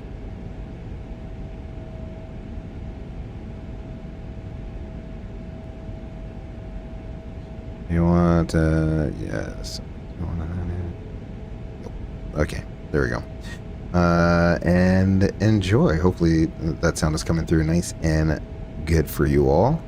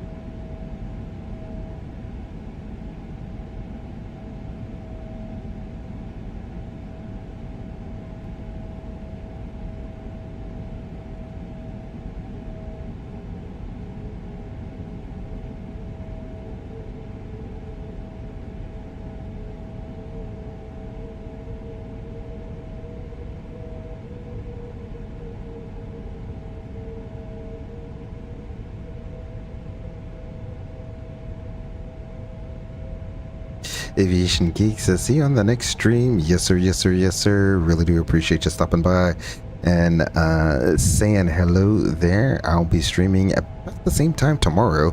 But tomorrow is going to be, of course, you know it, say it with me, Turn and Burn Tuesday. So we're going to be going from Salt Lake City, Utah, all the way up to Jackson Hole, Wyoming, and back for our Turn and Burn Tuesday. I do think I have like a scenery from FlightSim.to for Turn and Burn Tuesday. So I won't have to worry about that too much. It's a free scenery, so that's great, and it looks pretty good to me. So we'll do that. We'll do Turn and Burn Tuesday, Salt Lake City to Jackson Hole, Wyoming, and back. We'll be in the Delta Airlines A319, and then Wednesday I'm thinking we hop on over the mountains, maybe do a Frontier flight in the A321 from Salt Lake City to Denver, Colorado. So I think that's what we'll do. And then Thursday is still up in the air. Not too sure what I want to do, but we'll see. Thursday, so today is a kind of middle of the day stream. Tomorrow, middle of the day stream. And Wednesday, I think as well, we'll do a middle of the day stream. And then Thursday, I'll switch it back to an evening stream. So that's kind of like the stream schedule for this week. But thank you very much for coming in and saying hello, good evening, good afternoon, good morning in the chat there, Aviation Geek. For everyone else who ooh, I'm already in there, so I need secondary pop-up. Yay, nay? Am I not gonna get that? Okay, well, there's that. Can I get two things to play at the same time? I'm not too sure.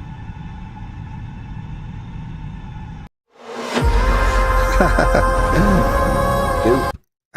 Not going to be able to get two things to play at the same time. So that's super fun. All right. So, and I just ruined my own thing there. And now why are the videos suddenly out of order?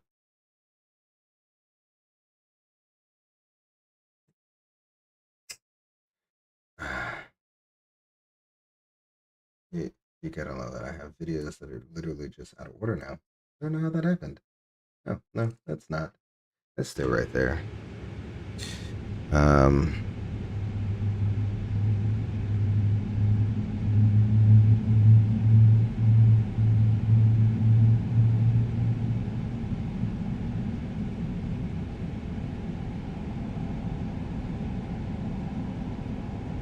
Oop.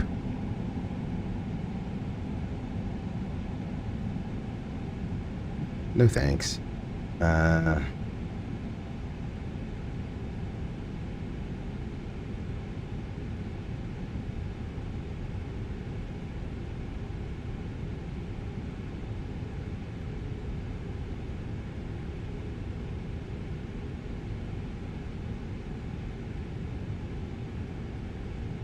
It is a very long video. See if I can shorten it up a little bit. Just get the main section here.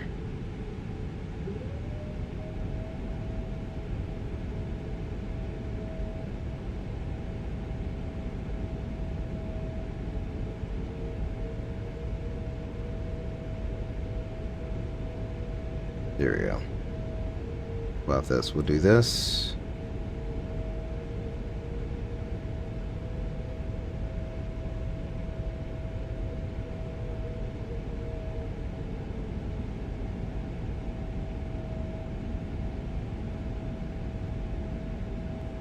There we go. Leave that there.